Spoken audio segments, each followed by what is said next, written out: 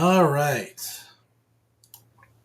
Here we go, folks. Oh, almost forgot my streamer lighting.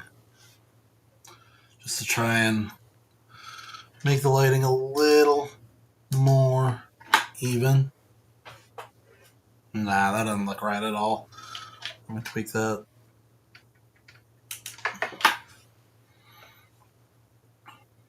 That's fine. Light's a little much, though, actually. Let me tone it down a bit. Well, now this is too bright. A little more.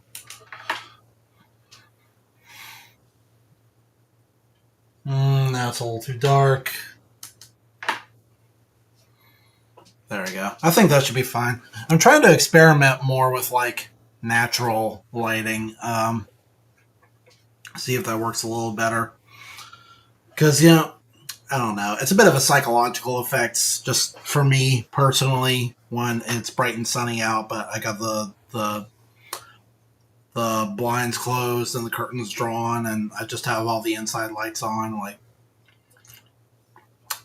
I prefer the sunshine, So I thought, if we're going to do afternoon streams, let's take advantage of that natural lighting. And I've never been too big a fan of streamer lighting anyway. I think it kind of gives me like, I don't know what's up with it. Like, gives me combination migraine and like weird, like grogginess. I don't know. Weird. I don't know. Light can have an effect on you. But yeah, we are back once again. This time I think we've got things a little ironed out. So for anyone who may have peeped in on last stream, there was a bit of a problem where Netflix was not being very friendly. And so I was worried that I was going to have to download Google Chrome, which I do not want to do. I hate Google Chrome. But I just went ahead and installed WaterFox, which, by the way, check out WaterFox. It's pretty cool. Basically just Firefox, but better. And now it seems to be doing pretty okay. Of course, I never wanted to uninstall WaterFox in the first place. The only reason I did was because I trusted my ex-girlfriend to use my computer, and she ruined my browser to where it was just pop-ups on pop-ups on pop-ups on pop-ups on pop-ups on pop-ups on pop-ups, and you know what? In retrospect, it was probably just like a cookie issue. I bet if I had like wiped out my cookies or my cache or whatever, that probably would have gotten rid of it. But I wasn't thinking. I couldn't really think at the time. I just wanted to fix the problem right away, and so I embraced drastic measures, and so I just uninstalled it. But now it's reinstalled, and now it doesn't seem to have any issues. Hopefully my passwords aren't compromised or anything. I don't like how when I reinstalled it, there was like a thing like telling me, "Oh, it looks like you've reinstalled this browser. Do you want it?" And I'm like, I don't really like that. I don't like programs on my computer knowing more about me and my situation than I ever told it. Like, I don't like you knowing that I had installed WaterFox previously because, like, I was kind of looking for a fresh start for WaterFox. I wanted like like those girls, right? My past doesn't matter. Like don't. I just want to leave the past behind. Don't look into the fact that I have WaterFox installed previously, because that's going to make me think, oh, when I reinstall this, that means that all the pop-ups are going to come back and it's going to be a problem again. I want a clean start, a fresh start. So that was annoying. By the way, if I touch my nose a lot during stream, this is like a tick that I've noticed more and more when I stream. It's not because It's not because I'm doing tons of coke off camera. That's just like a nervous tick because for as long as I've been doing this, I still do kind of have a bit of stage fright. I never feel entirely comfortable streaming. I mean, I do enjoy it, but there is some small part of my brain that says like this is not natural, and it just feels weird. Like I know people are watching me, so that's what it is.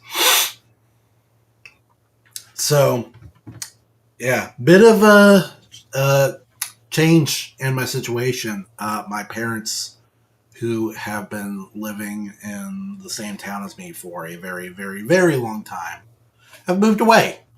They wanted to move way up north to okay, not way up north. They're not like in the Yukon or anything, but they wanted to move north up into the mountains to be with their families for the time that they have left. And so I'm just kind of here on my own for like the first time. I mean, most of my friends have moved away, and like the few like friends that are here are just like permanently too busy to ever spare any time. Don't really talk to me at all. So it's pretty much just me for now. And I know that probably sounds really depressing to a lot of people, but I've actually been enjoying my time alone quite a bit. I mean, I'm an introvert. That's my nature, and so the way I like recharge my mental and social batteries is by sequestering myself in my bedroom with just like a can of soda and like a video game and some funny YouTube videos and an art project that I can work on. And excuse me. And that's really how I get my energy back. I just soak in the entertainment and the relaxation, and then I can go out and spend that energy on other people and the things that they want to do, that kind of thing.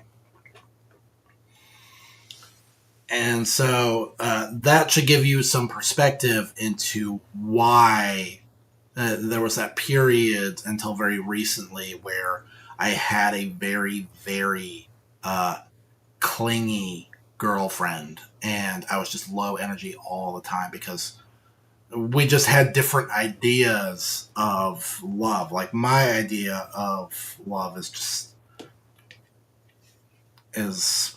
how do I put it?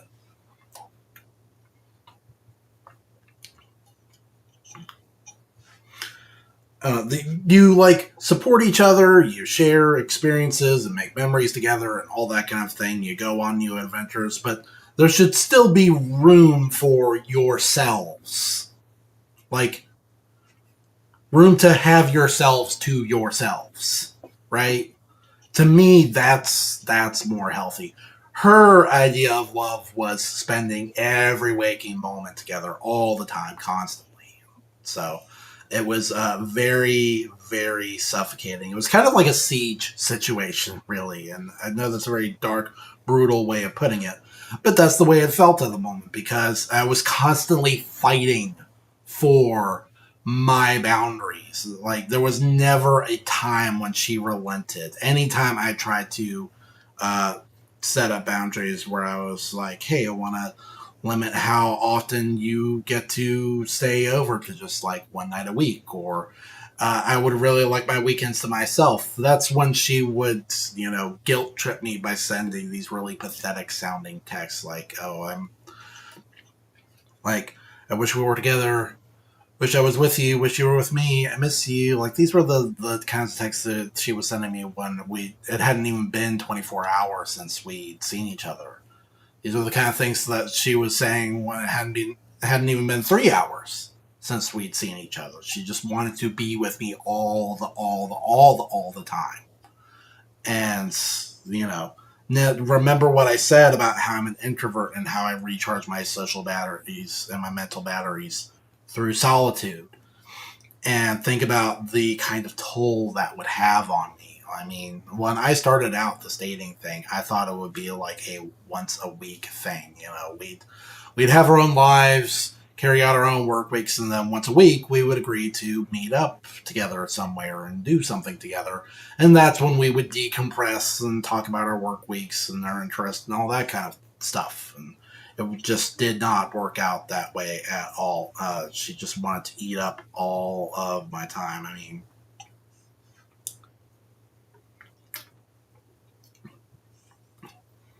it just it just didn't feel like my life was about me anymore. I'm sure that probably sounds cold and selfish to a lot of people, but there is a difference. I thought about it, there's a real difference between bringing someone into your life and making them a part of your life and them just taking your life from you and making it about them where you have no life anymore. Your life is their life.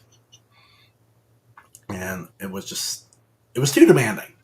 I could not I couldn't sustain it. Like the amount of energy that went into making that relationship work was just unsustainable. But yeah, I don't mean to dump. I don't normally go into like really personal issues like that, but I mean it was affecting my streaming, so I thought I owed it to you folks to like give you a little more insight into why the channel was pretty low effort for a while, where I just did not put a lot of energy into it. But I mean, now we're broken up, and it's been like 1 or 2 weeks since the breakup. So I mean, I'm feeling better about it. I've forgotten the emotion of the moment, but remembered the lesson of like why we broke up in the first place, and so I'm feeling a lot better about it. And yeah, we're broken up. Folks have moving out of town, so I'm just really on my own. And so for the past week or so, it has been mostly just me doing my own thing. And I gotta say, I've truly regressed to just abject laziness in my solitude. But I'm trying to do better about that. Um, I've got a lot of chores that need doing, but I also want to work more on the channel. I have been so low energy that I just completely postponed taking my rig into the to my local tech shop. I'm going to try and do that this week and just leave it with him for a long, long time, as long as it takes, really, for him to troubleshoot it and try and figure out why certain games aren't booting. I was worried that I was going to have to go to him for advice on how to get Netflix to play nice, but thankfully we have solved that problem for the most part. And it is marginally cleaner around here. I mean, there is still a lot of mess, but it's a little bit better than it was before. I'm going to try and get it to where it keeps getting better. I mean, you see, my guitar has been sitting out this whole time. It's been out there for a while. I've been meaning to score a little piece of music for the channel as like just a little jingle for the airing soon screen. Excuse me. I gotta have my fried chicken right before stream, but yeah, just gonna try and do better, and I expect to have a lot more energy and time over the summer to just be a better me. And I'm really looking forward to that, honestly. I'll just take it one step at a time. And step one is getting down to business right here, right now. So we've got a new One Piece chapter that I want to check out first, and then a little video that I meant to check out last time, and for some reason I just didn't bookmark it. And then we're going to crack into another couple episodes of Flix May Try 2, which we had tried to do before and failed miserably. So not really going to be a long stream, but that's fine. That is fine because I got other stuff to do. I got laundry, washing and drying and stuff, and I'm going to go take care of it. got a lot of cleaning up to do. Dishes are starting to stink, so let's go ahead and fire this up with. Well, I mean, that's really hard to see. That's that that's that. Ooh, what? That that's not even right. Hello?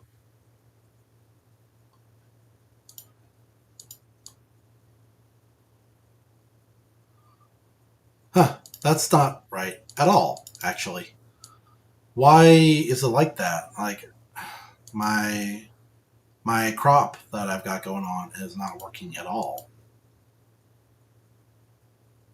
That's weird. Oh no, wait. That's right. I changed it. I changed it. It's not that it's not working. It's that I changed it, and so I've just gotten. I'm not used to it yet. So, chapter 1184. All become just bones in death,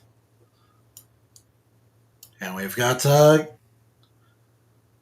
a reader request. Brooke gets electrocuted after an electric jellyfish stings him during a swim by Primo di Takashi. Is this really a thing?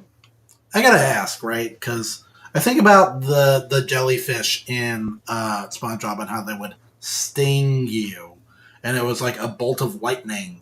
Are you not like getting jellyfish and electric eels confused? I mean, maybe it feels like you're getting stung, but getting shocked, but it's not an actual electric shock. Like, are there really jellyfish that can produce a current from their bodies? I'm not really familiar with that. I've never heard that. I've only ever seen it in fiction, and by fiction I mean pretty much just SpongeBob. And now I'm seeing it here. I don't know. I don't know. It's weird, but the number one thing that I pick up on here is the design of the jellyfish, which is uh, eerily similar to Emu when Emu was in like his silhouette form where it was just the eyes and then the big shadow. So I don't know what's up with that. That's pretty creepy. But yeah, other than that, I like the thumbs up. This is a fun illustration. What kind of inner tube is that though? It looks like it's like reinforced with metal or something. Anyway, let's see. Oh, Princess Shuri, age 14. So we're getting like a big time skip. Right. Yeah, that's gonna go. She's called Shuri in the flashback, so I guess at some point she changes her name. Um, and let's see. Around the time the Princess of Vesperia turned 14, word of her beauty spread far and wide. That's a little creepy, but okay. I mean, she is 14, but whatever. I guess society's a little different in One Piece world. Back in Brooke's younger days, royal heirs from 5 neighboring kingdoms sought her hand in marriage. Wow. Okay. There's a lot of weird stuff going on in this flashback that I don't entirely like. We surrender. So weak. Forgive us. Weak men don't interest me. Neither do men who can't play music. Music?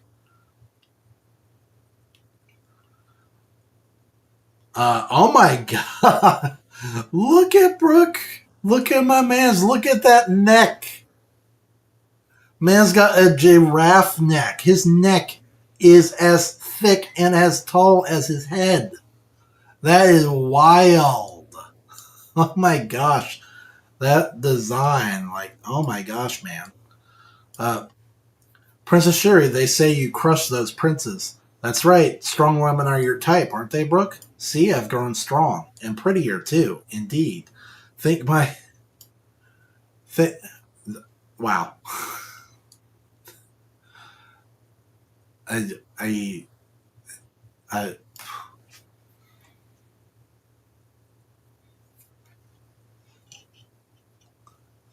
let's just move on. Stop, don't say things like that. Jeez, you're acting like my dad. Oh, lovely lady, would you let me see your panties? Take your own advice. King of Asperia, Captain Brooke of the Royal Escort Corps, age 27.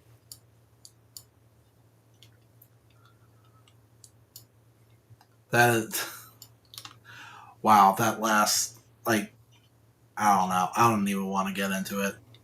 Let's just move on. Cows and frogs, slaves and kings, all become just bones in death. Cows and frogs, slaves and kings, only bones are left at last. That's the way it ends. Yeah. Yo! I love your songs, Brooke. Even His Majesty says the same thing. You really admire my dad, don't you, Brooke? Mom, too, of course. Indeed, I owe them both a great debt. Had I not met your father, I'd already be just bones by now. And now we've got the gray frames coming in, so it's the flashback within a flashback.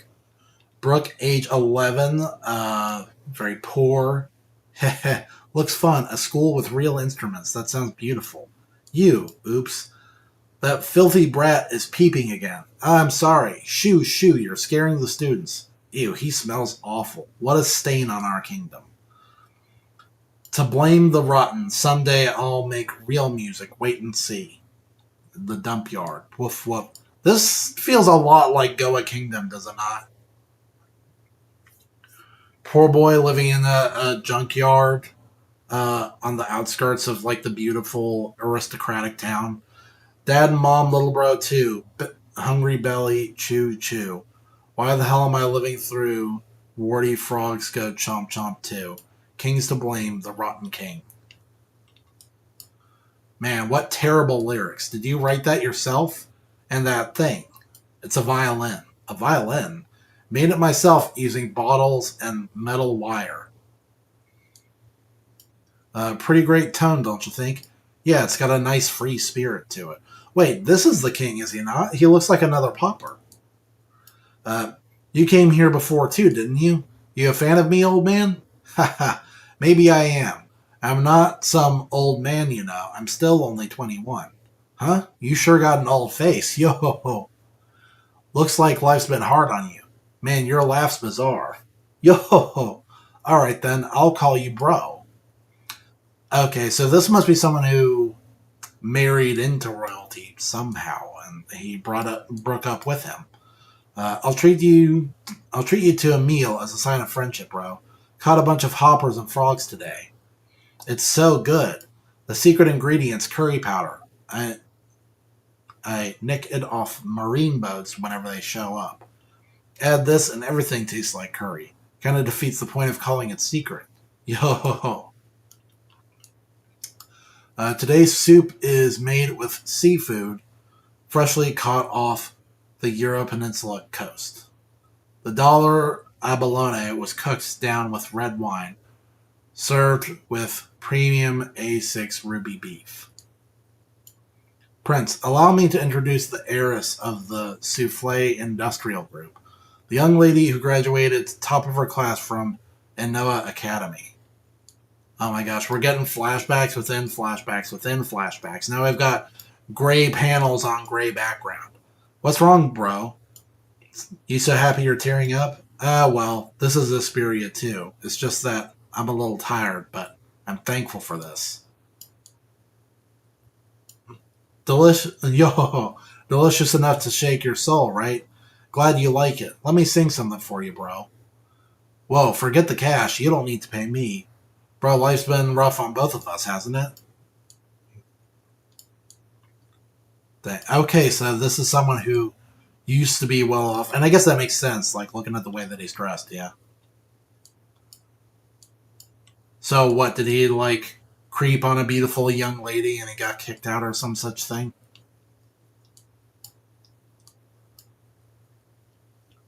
Alright, living, drinking, fishing, eating, singing. In Asperia Kingdom one day at Cielo Port, it's the Marines. Hurry and load the instruments onto the ship. Be gentle with those. Oh, dang. I don't know anything. You've got it all wrong. Liar, you're the courier punk, ain't you? Where do you hide the powder the gang had you carry? Where is it? Powder? Oh, dang. Okay. So it's like that. Oh, curry powder. Never mind. Never mind. I thought this was getting decidedly more R-rated. I mean, it does have like horrible child abuse in it, but we shelled out big money because word was you had it. You're telling me it was just curry powder? Cows and frogs, slaves and kings, all become just bones and death. Quit singing. For an instant, the song made death feel strangely small. Soon it'll all end. Goodbye, stray dog. Goodbye, bro. Either way, he's already seen our faces. Let's just finish this brat and chase the gang. Dang. All right. Man, that's where Marines get more evil by the day. Even though this is a flashback. So, wait, they're after a different powder.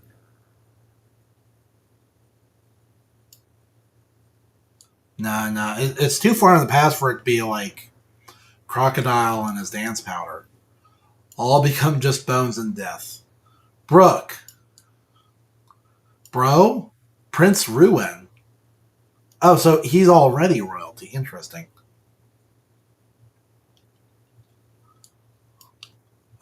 Prince? What a relief, Brooke. I was worried what I'd do if you had died. Step back, Your Majesty. Let the Royal Escort Corps. Don't be stupid. I'll do it myself. After what these scumbags did to my friend, you think I'll stand down? I'll pay them back in kind. Hey, wait, that's Hesperia's Royal Escort Corps. Lord Ruin, we've captured the Muron gang dealers, along with the illegal drugs in their courier. The courier, so they were actually after drugs. Wait, this brat was actually after curry powder? Your Majesty, don't let personal emotions guide you. The Marines are backed by the world government. If the government shields trash like these, then the world's truly doomed, right, Candile? I am your trusted blade. Allow me to accompany you. We're Marines, damn it. Pipe down already. You're worthless trash. Man, swordsmen are cool. Did you hear? Lady Candile did it again. She protected the kingdom. So he picked up his interest in swordsmanship from these two. All right. I'm just still a little confused that maybe this is later when he has... Okay, no. You know what it probably is? Let's look at this. I guess this is a later time.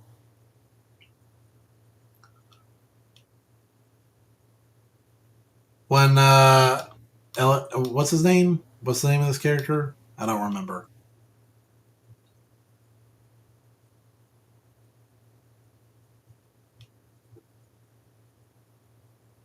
I think his name was like Elio or something. But maybe this is after he married into royalty. Asperia Palace. You're awake now, huh, Brooke? I'm not angry exactly. Prince Ruin. Please be mindful of the position you hold. Alright, got it. Hey, Brooke. So you were a prince all along, bro. About that, forgive me. I never intended to lie to you. I was just having too much fun spending time with you. Let's see. King of Asperia, Captain of Royal Escort Corps, Candile. More importantly, don't tell anyone about that curry powder you stole. Every time Lord Ruin disappeared, we feared the worst. Ruin. I don't know why I confused his name is Elio.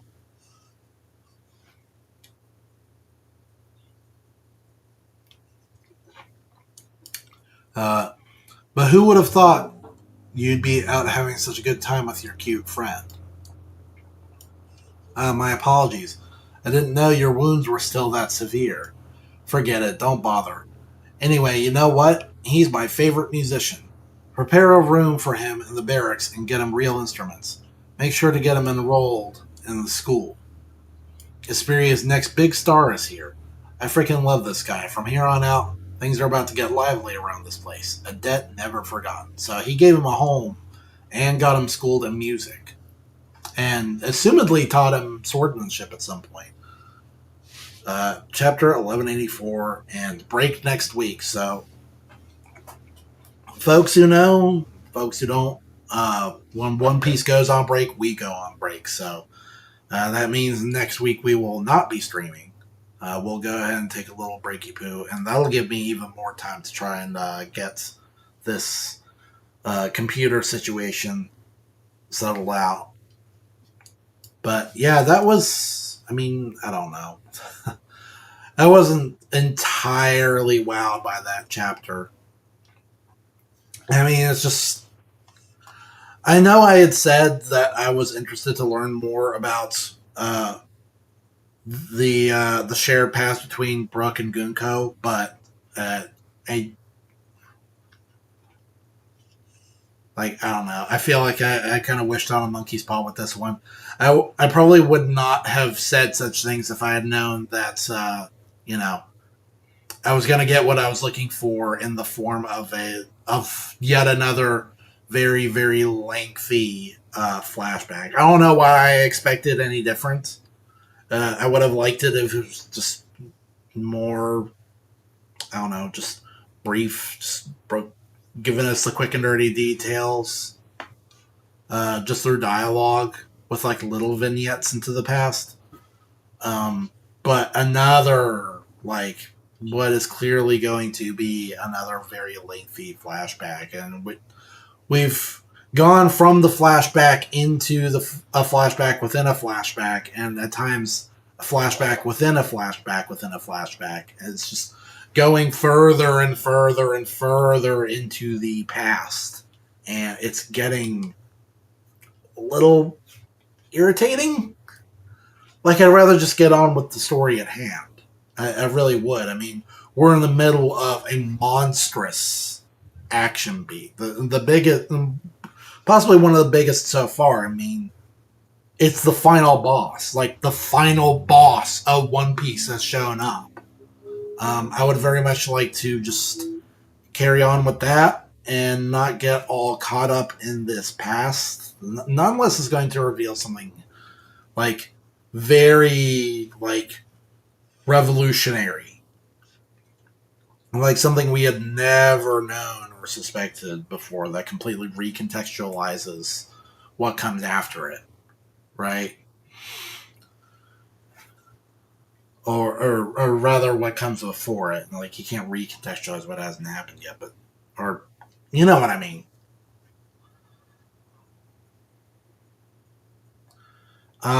It's just, I don't know. I feel like this is going to be another rock situation where all it really does is tell us a lot of what we either already knew or was not entirely pertinent. And I mean, I never really did need to know all the nitty gritty about how Brooke became a musician and a swordsman and a captain and all that kind of thing. It makes me wonder, though. This is, I think, the second Straw Hat Pirate to get like a little double dip of the tragic past. I mean, we already knew plenty about Brooke's past before, and now we're getting even more. And the last time this happened was with Sanji. So going forward, are we now going to start getting a little bit more about each of the different Straw Hats that maybe we didn't know about? I'm curious. I suppose Luffy too. Like, Luffy got the little bit of past right at the very, very beginning of One Piece, literally chapter 1, where we learned about what inspired him to want to become King of the Pirates, and then we learned, before that, or after, rather, we learned later about what came before that, where we learned how Luffy came to have an interest in pirates in the first place. He was following after his elder adoptive brothers. So I guess that's 3 of them. So are we going to get more? Like, are we going to get a second Usopp flashback or a second Nami flashback? Second Usopp flashback. That, I don't know. Because this is weird, right? Because going into this, a lot of people were of the assumption that this was going to be Usopp's arc, right? Because it's Elbaf. He's always wanted to go to Elbaf. he's always wanted to be a brave warrior of the sea who lives out real tales of adventure instead of making them up. And his archetype is the giant. So, in a way, if he can make it to Elbath and then prove himself as a warrior, he will be the first Straw Hat to actually make his long-standing dream come true. But when you get into the meat and potatoes of it, it's actually shaping up to be an arc that is more about Brooke, which is very bizarre. Um,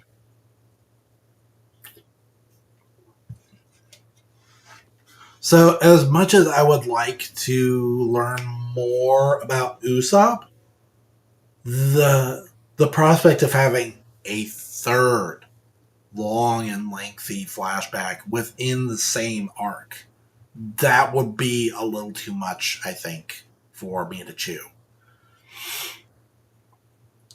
It just feels like this is an arc that it has all the ingredients to be great, but it is diluted with excessive flashbacks that go like it's like JonTron, right? JonTron once said, "How can you move forward if you keep going back?" That's how I feel about a lot of One Piece, where it is kind of overindulgent with the backstories, and it's very bittersweet, very give and take, love and hate, because the flashbacks are a lot of Oda's best writing, but I would kind of like to move forward with the main plot. And a lot of these backstories just feel like side stories. They feel like they might be more at home in a novelization or like a short story or a spin-off or something. Not necessarily in the main story. So I don't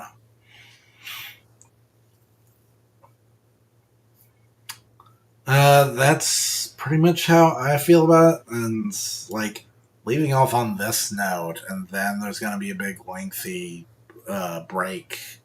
I don't know. It's just that much longer to wait before something actually kind of, sort of, maybe happens. Of course, when we get back, it's going to be more of this flashback. It looks like the flashback within a flashback is maybe wrapping up. I don't know. But, I mean, then again, maybe not. I imagine we might get a little bit more of, like, Brooke studying music and studying the sword and becoming a captain. And then the flashback within the flashback will be over. And then we'll get back to the regular flashback. And then we'll have to go through that. And then eventually, maybe, within the next 1 or 2 months, or 3 months, or 4 months. Like, if it's going to be another Rox or another Odin or whatever, we're gonna be stuck here for a while. If it's going to be another one of those, like, that's going to be tough. And, there's going to be more breaks going forward, so it's going to be even longer than that. And this flashback just has me worried. It's not terribly compelling. And it also has weird moments like this. Weird characters making weird comments. It's all very weird. And I don't entirely care for it. I don't know. This feels like an arc that could have been absolutely outstanding, but it's been dragged down by a great many factors. But, whatever. For now, let's go ahead and dig into this video that I wanted to watch. And it is another Nakama Gecko video. Came out 2 weeks ago. The secret One Piece chapters you've never read, even though I'm pretty sure I have. But it'll be interesting to hear him talking about it anyway. For folks who don't know, we've checked out Nakama Gecko's content before. He's a pretty awesome One Piece YouTuber. Really love his content. And so I would highly recommend going and and checking out his content. And even giving them like a little subscription. I mean, as you can see, I am already subscribed. So yeah, let's fire this up. The Secret One Piece Chapters You've Never Read by Nakama Gecko. Oh, and yeah, I need to turn the audio on and turn off the filters. There. And this should be okay, but I mean, I don't know. There's going to be a lot of like footage of the anime, and so I'm a little bit worried. So I think we're going to go ahead and put this on. It'll be interesting going back to this because this is clearly going to be diving into Romance Dawn, and it has interesting ideas in it that I would like to talk about. So let's check it out. First off, that that Jolly Roger with like the arms that I guess they're supposed to be like stretchy arms or whatever. I don't know.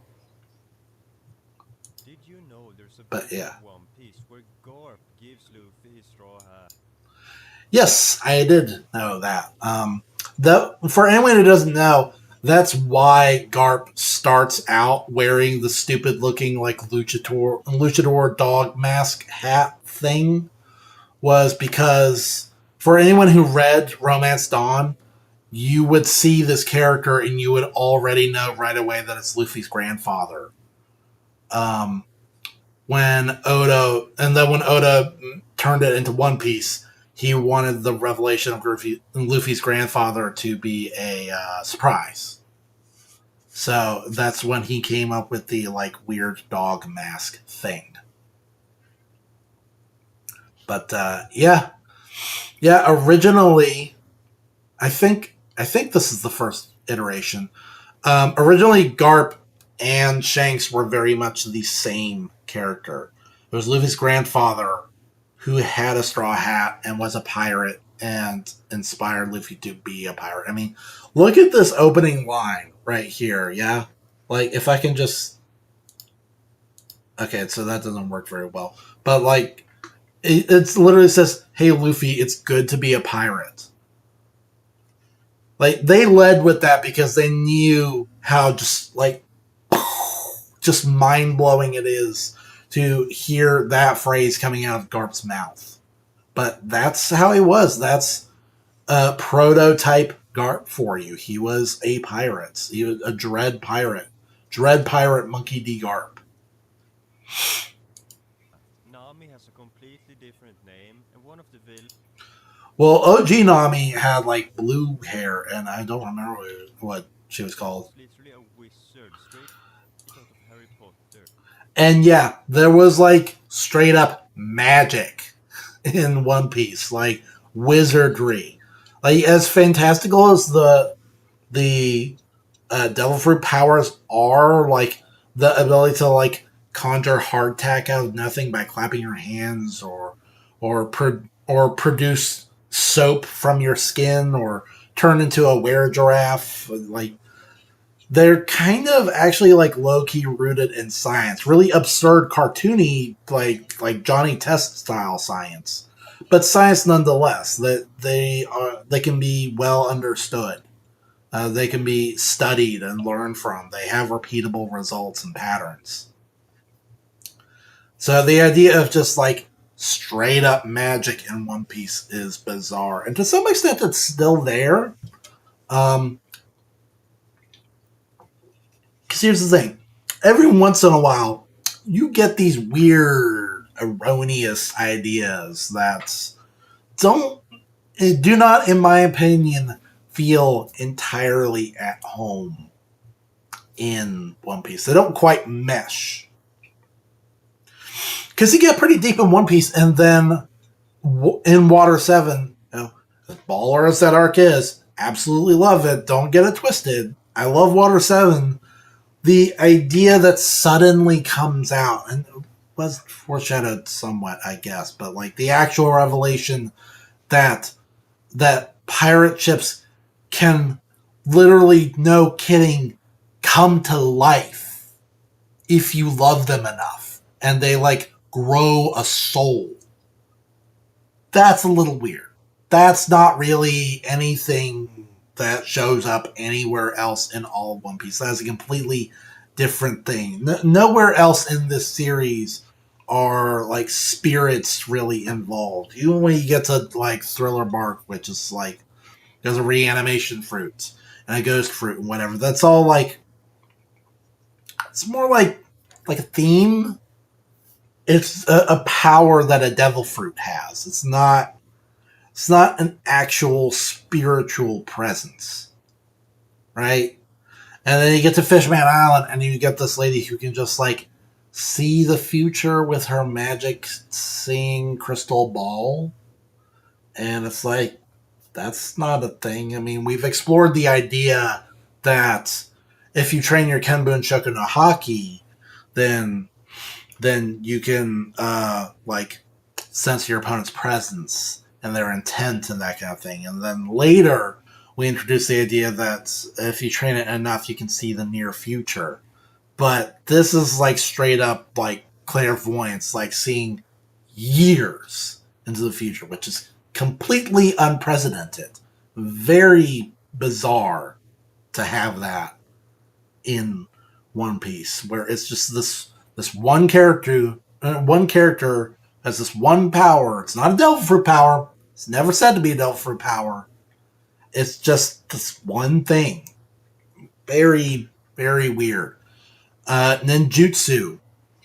Raizo's ninjutsu, and then Fukurokuju has the same thing. It's this. It's the same. It's just this weird idea that's out there and is never explained thoroughly. But it's just it introduces a lot of very strange stuff and a lot of obnoxious questions that I shouldn't have to ask, but do anyway. Like here's the thing, right? So Raizo can just like make clones of himself. He can just will clones into existence. Like, okay, why doesn't he just make a billion clones and overwhelm Kaido through sheer force of numbers? I don't know. He can like compel someone to be like paralyzed by just like flashing them the OK symbol. Why doesn't he just do that to Kaido and then they slit his throat while he's paralyzed? Why doesn't he just do that? Like, there's no explanation. There's no exploring how ninjutsu works, what its limits are, whatever. Ninjutsu is basically just make stuff up, and it just happens. It was very alien and very upsetting for me because it's literally it's not literally, but it's just pulling things out of your ass.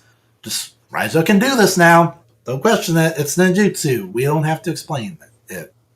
Just typical like really really bad Wano writing. Like Oda was not on his game in that arc at all. I find.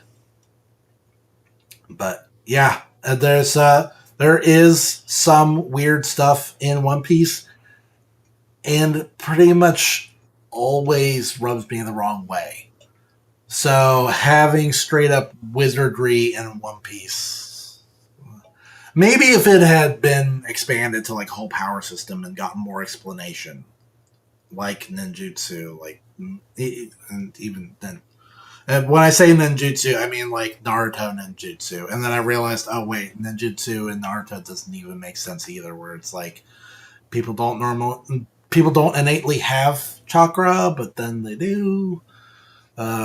People are born with chakra, but then they're not. If you lose all your chakra, you die. But then by that logic, people should like die as soon as they're born because you have to make it with like physical and mental energy. But then the whole like the fruit of the tree thing. You eat it, and then you get chakra that way. Um, like genjutsu works by manipulating your chakra. So, like, would the solution not be to deplete all your chakra, but then you would die because you have no chakra, but also people aren't born with it, so that you don't? Like, it was never consistent. Consistency. That's my point. Power systems need consistency to work. And I'm just worried that if magic had continued to be a presence in One Piece, the story would just fall apart more. But maybe Oda wasn't thinking that far ahead. Maybe he was just, I don't know. Yeah, I'm not joking. Before One Piece existed, Oda created two prototype versions, both called. Mm. Yep, Romance Dawn. Man, that old Jolly Roger is so cursed looking. And what's weird is you go back to this and you see that that was like the OG Jolly Roger the Garp flew under, but the whole like stretchy arms thing is Luffy's thing. Yeah, I'm not So joking. it's Before just, One I don't Piece know. existed, Oda created two. That's weird. And then, of course, Luffy doesn't even have the facial scar, which to me ties the whole thing together. He looks just a little too generic without the facial scar. Prototype versions, both called Romance Dawn. And after reading them, I can confidently say two things. First of all, Oda was already cooking. Second, Eh, thank God some of these ideas never made it to the final manga. yeah. Hold on a second. Just real quick. Just.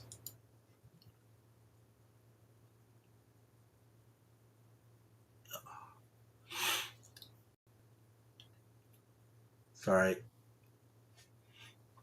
Just have a little nasal blockage. And so, I didn't want to. I didn't want to take care of that and just like be indecent on camera. I had to go to my intermission screen real quick. Hold on a second. Uh, mm. Okay. All right. We're good to go. All right. Where were we at? Let's dive into the first ever version of Romance Dawn. We got the first ever color spread by Oda. Forget Luffy decimating the Lord of the Coast, because here we have the real OG.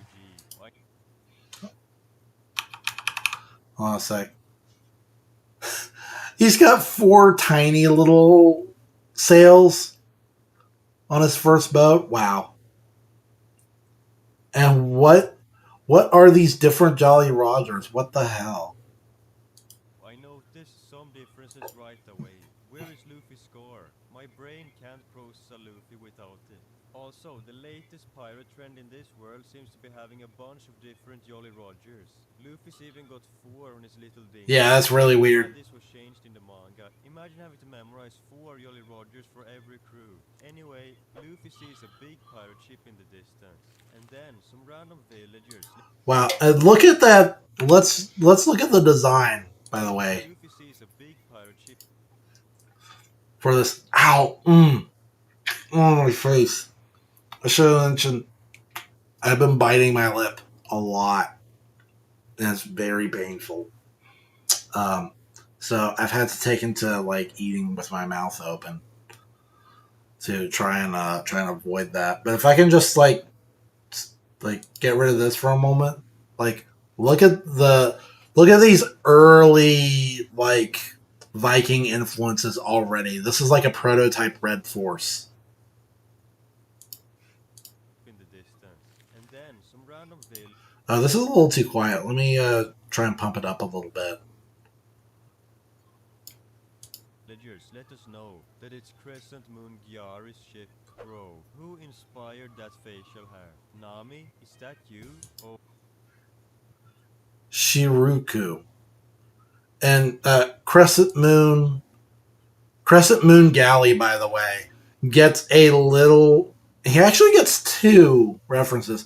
He shows up briefly at the very tail end of the Whole Cake Island arc. He's dining at the Baratier, and then in live action One Piece, you see him again dining at the Baratier. But yeah, I think this is like the first the first ever villain. Whoa. I think he kind of takes the place of Higuma, Mountain Bandit Higuma. Who inspired that facial hair? Nami, is that you? Honestly, I think Shiruku might be a little more fine than Nami. Honestly, I'm kind of big into ponytails Oh, my bad, myself. it's Shiruku. Imagine a world where Nami was the The swordsman of the crew and Sora was the navigator. Something tells me they shouldn't switch roles. I'm just gonna call. um the real winning combo, ladies, is ponytail and glasses. You do that, that's like an extra 3 points right there. Call this girl Nami. She's obviously the prototype for her. She wants to fight the pirates, but the other villagers give that a hard pass. Turns out they won't have to, cause Luffy off-screened the entire crew and tied them up. Oda was really off-screening fights on the 8th page he ever created as a Dang. mangaka. Have a look at the first real One Piece villain. I only lost because my guard was down. I believe him. I'm gonna Wait, hold on a second. Look at the dude with the striped hair. Is this like a prototype Kabaji? real One Piece villain. I only lost because Dang. my guard was down. I believe him. I'm gonna start the Crescent Moon Gyari agenda. Who's with me? Just look at the wrath this man commands. Luffy then strolls into town and finds Nami sitting in a shop. And now we get the most important piece of lore. Luffy claims he's gonna be a peace main. You see, back Oh boy, here we go. Here we go with the Peace Mains and the Morganeers. And what is this illustration of Hawkins? Can we just appreciate this for a moment, if Toei will allow me? Look at this horse-faced man.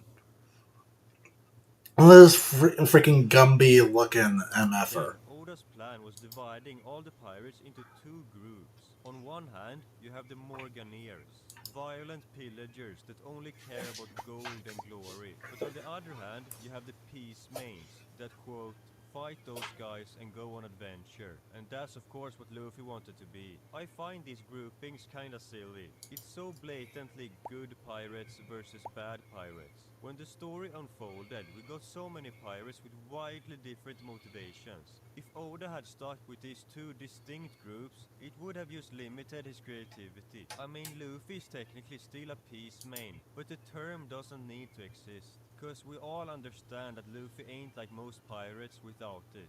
Nami asked Luffy if he Yeah, okay. I wanted to let him like speak his piece on it first before I open my mouth because I had a feeling he was gonna say pretty much what was on my mind. The whole Peacemain Morganeer concept in the OG Romance Dawn, and you get it in the little like anime special that they did to like celebrate the anniversary or whatever. Um, it's just way too simple. It's too black and white to really be compelling. It does not hold up at all to the far more compelling and complex, web of factions and ideologies that we got in the finished product.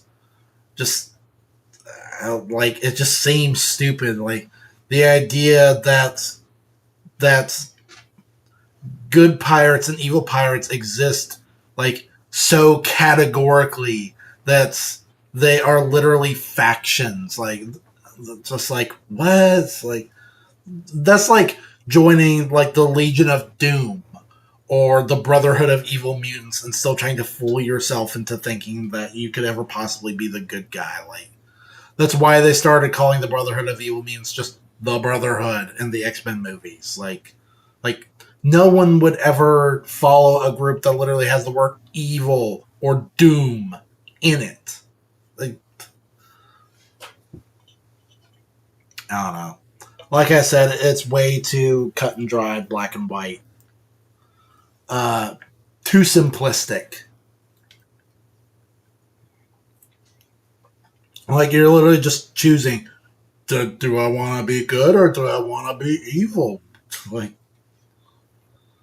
it's just really dumb.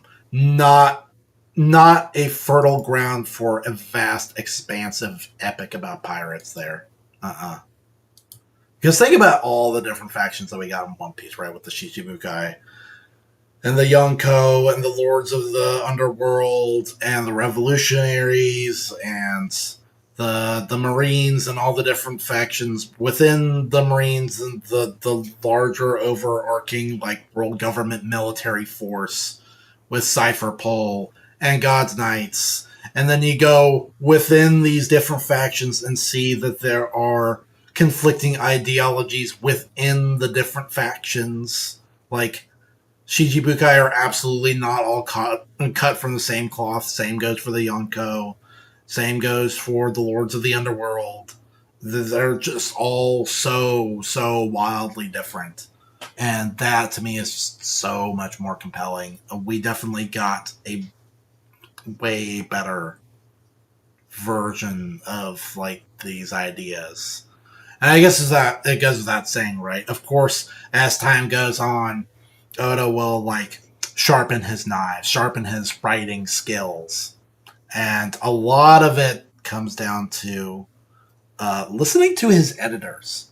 I, I don't remember if we ever did that on stream. Maybe that was before I even started streaming, but there is a video talking about like times when editors stepped in and totally changed the course of One Piece. Like I believe the biggest one was originally Shanks was not going to lose his left arm, which would have been just massive. It would have like completely undercut the uh, the drama of Luffy's flashback.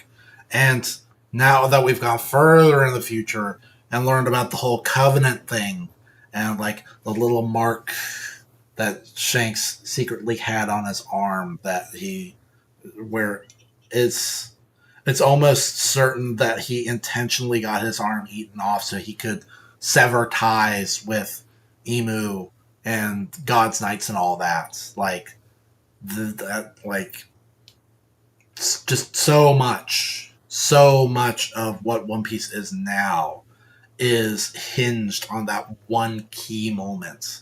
Losing that would mean losing so much more.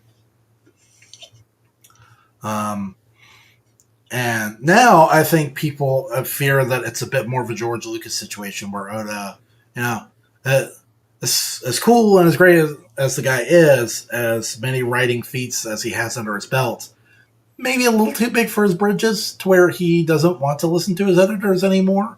He's he's what I like to call like a mental hoarder. When he gets an idea in his head, once he's convinced himself that that idea is good, he does not want to let go of it. He wants to find a way to incorporate it into the story at all costs.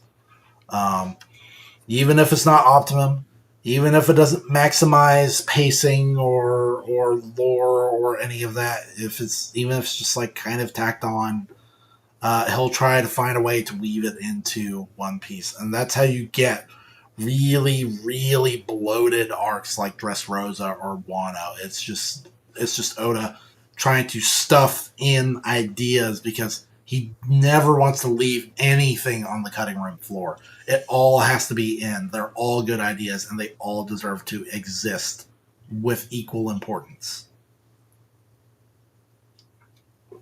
And it just ain't like that.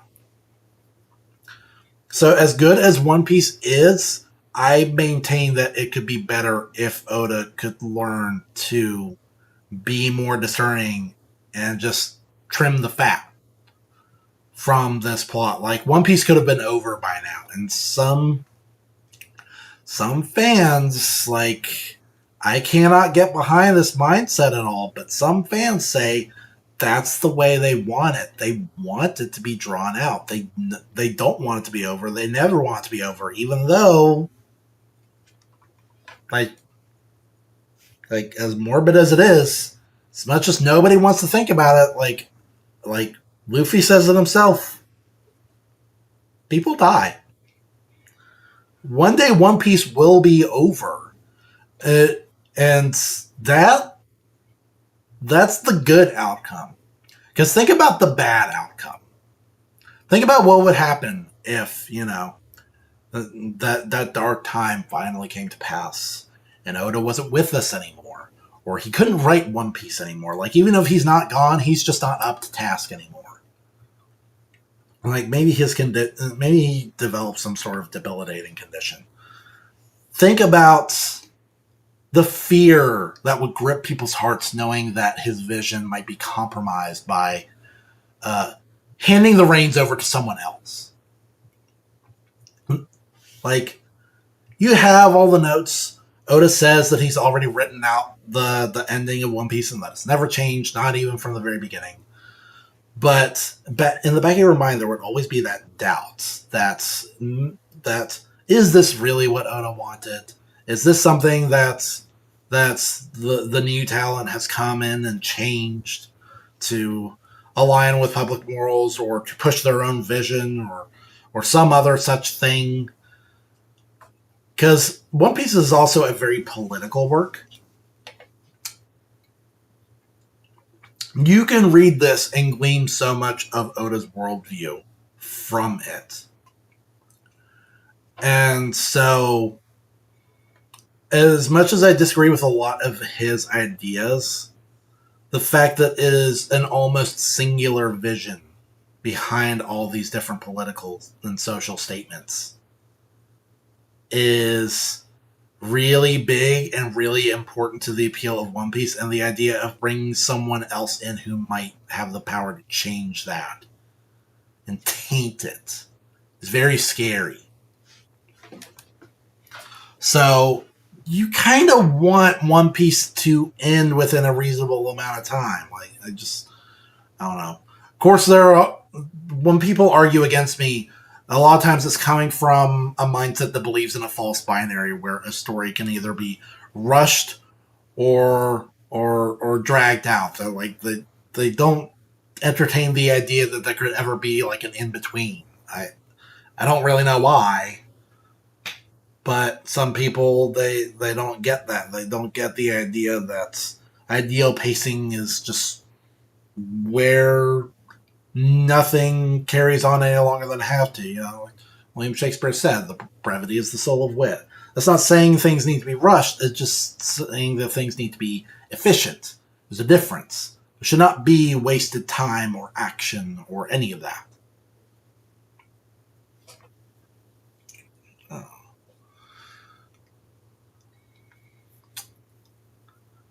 I don't even remember how I got started talking about this. What was I talking about? I was talking about like pacing and Oda. Yeah, I was talking about Oda just getting to be a better writer. One Piece still has its problems, but I mean, still, I feel like he's gotten to be a better writer. Sort of. I don't know. It's weird. Like I said, I feel like there's kind of a sweet spot between um, the point where you have honed your skills and you're a better writer before than you were before, and then getting to the point where you believe your own hype a little too much and you think that you're a better writer than you are, and it's almost regressive, that mindset where you feel like you don't have to listen to anyone. Doesn't have any treasure at all. A perfect segue into the first version of Luffy's backstory. What did they do to my man Lucky? Oh my gosh, what is with this guy's? Okay, now his pupil is right here. I don't know. These eyes are still looking really cursed. What's up with this guy?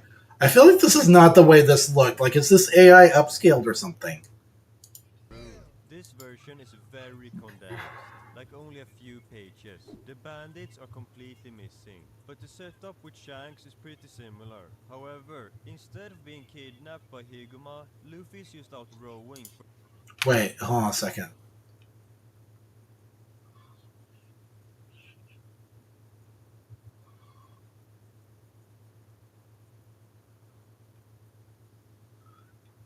Okay, let's read this for a second.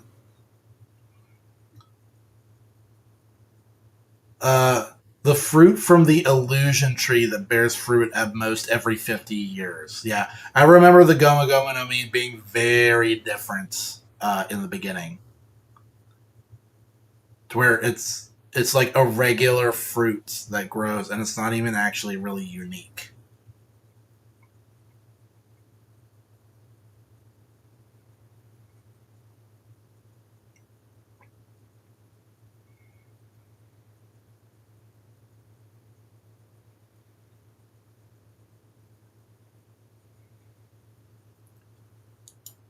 However, instead of being kidnapped by Higumon, Very weird. Luffy is just out rowing. I think it goes without saying that the version of Devil Fruits we got is way better and more interesting.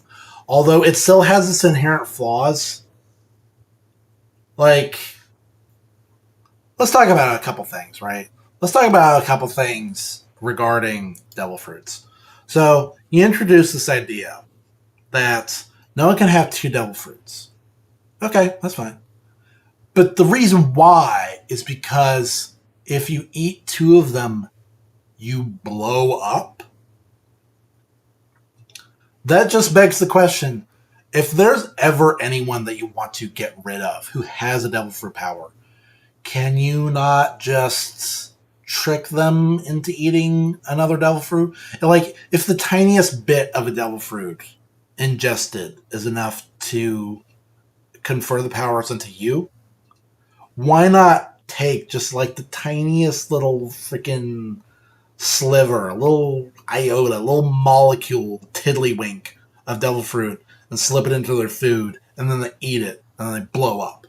Or what if, like that time that Usopp shot his little Tabasco star into Luffy's mouth and burned him on the inside?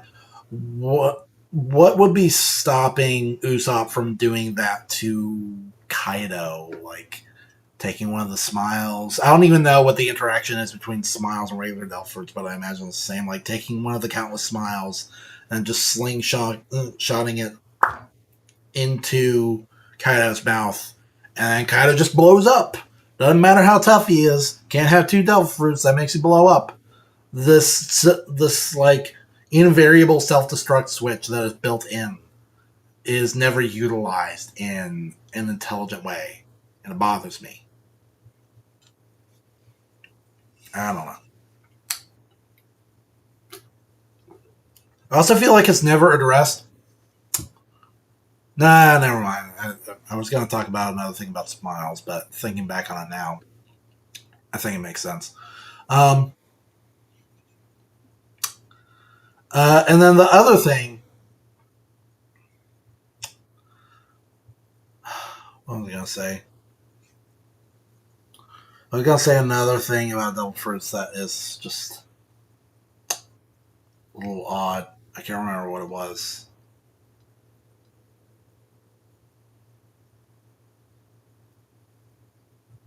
Dang it, it's completely slipped my mind now. Um, I don't know. I guess it just bothers me that aspect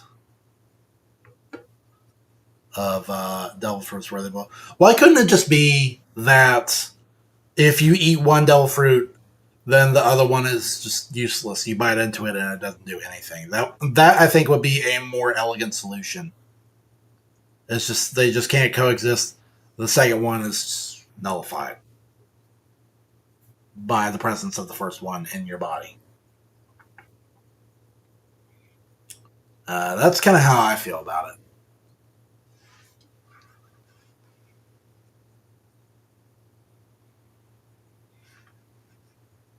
But yeah, let's carry on. For no apparent reason, when a freaking Megalodon attacks him. Shanks still saves him somehow. Why would he even be looking for him if he just went out rowing? Then the final pages are really similar to the canon. Nami's backstory is told as well, but it's completely different. She's the daughter of a pirate that abandoned her. That sounds eerily similar to a certain other Straw Hat's backstory. I knew those puny ropes wouldn't be able to contain Captain Gyari. His elite crew charge against Luffy, but they don't last long. Oda clearly improved a lot as an artist. Yeah, yeah, because okay, so that is prototype Kabuji because he's a swordsman on top of having the crazy striped hair. Cause this panel looks very off. The intensely smart villagers then tie up Luffy because they think he was the pirate trying to attack them, which gives Gyari an opening to throw him into the ocean, and more important, they steal his hat. As he's flying to his death, Luffy's more worried about the hat. So yeah, he had his priorities right even back then. Nami thankfully dives in and saves his life, just like her body pillow.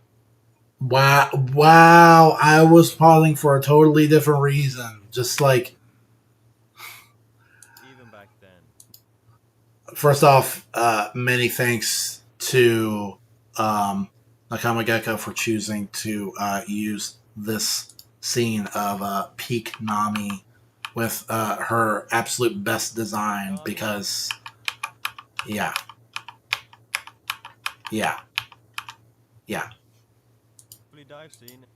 Man, I should really watch Strong World because the character designs very peak. And saves his life, just like her body pillows saved mine. We get this cold panel of Luffy looking at the pirate sailing away. It's Was that a bit crushed version of Ed from Ed and Eddie saying "Get Out"? doing the world famous gum gum shoot. Luckily, he lands perfectly on their ship. When you think about it, that's actually such a risky move. If he's off by a single meter, he's sinking like an anchor. Let me tell you, this version of Luffy is cold. He just smashes their ship to bits, leaving them all to drown. He gives all the treasure to the villagers that just tied him up, least the deserving people of all time. Weirdly, Nami stays behind and watches him leave. Makes you wonder if Nami was just supposed to be an early one-off ally at first. Luffy steals their Jolly Roger, so there we have the answer to that. I guess Peace Mains were basically supposed to be pirate hunters. Okay, so that's how that works. They steal the Jolly Roger of the pirates they defeat. That's almost very Davy backfight esque. I wonder if that was like the earliest inspiration for the concept of the Davy backfight and like having to give up your Jolly Roger and your identity as a crew in turn. We end with a tiny epilogue showing Shanks, oh, it's Luffy, as a pirate captain in the future. I've always found it funny that Luffy ages into Shanks when they're not related whatsoever. Will I look like Brad Pitt? Really? Is it because I look at this and I very much see Silver's Rayleigh and not. I don't know. This is not very Shanks to me. I don't know. This just looks like Luffy with some scruff. Just into Shanks when they're not related whatsoever. Will I look like Brad Pitt if I just idolize him enough? You can already see the core of One Piece forming here. The goofy humor, the surprisingly emotional pirate philosophy, Luffy valuing his hat over his own life. Oda clearly already knew what felt important, even though I'm really glad he scrapped some ideas he had here. If you're enjoying the video so far, make sure to punch that like button, or else I'm gonna send these guys after you. Let's move on to version 2 of Romance Dawn, which I'm sure more of you have actually heard of, or even seen, because Toei actually animated the whole thing in episode 907 of the anime. We're Okay, yeah, that's kind of weird actually that they animated the second version and not the first. Hmm. off to a bad start again. Where's the score? A big bird falls from the sky and lands on Luffy's boat. Now we're talking real One Piece spirit. Suddenly, a ship worthy of Don Krieg himself shows up. Nami, is that you?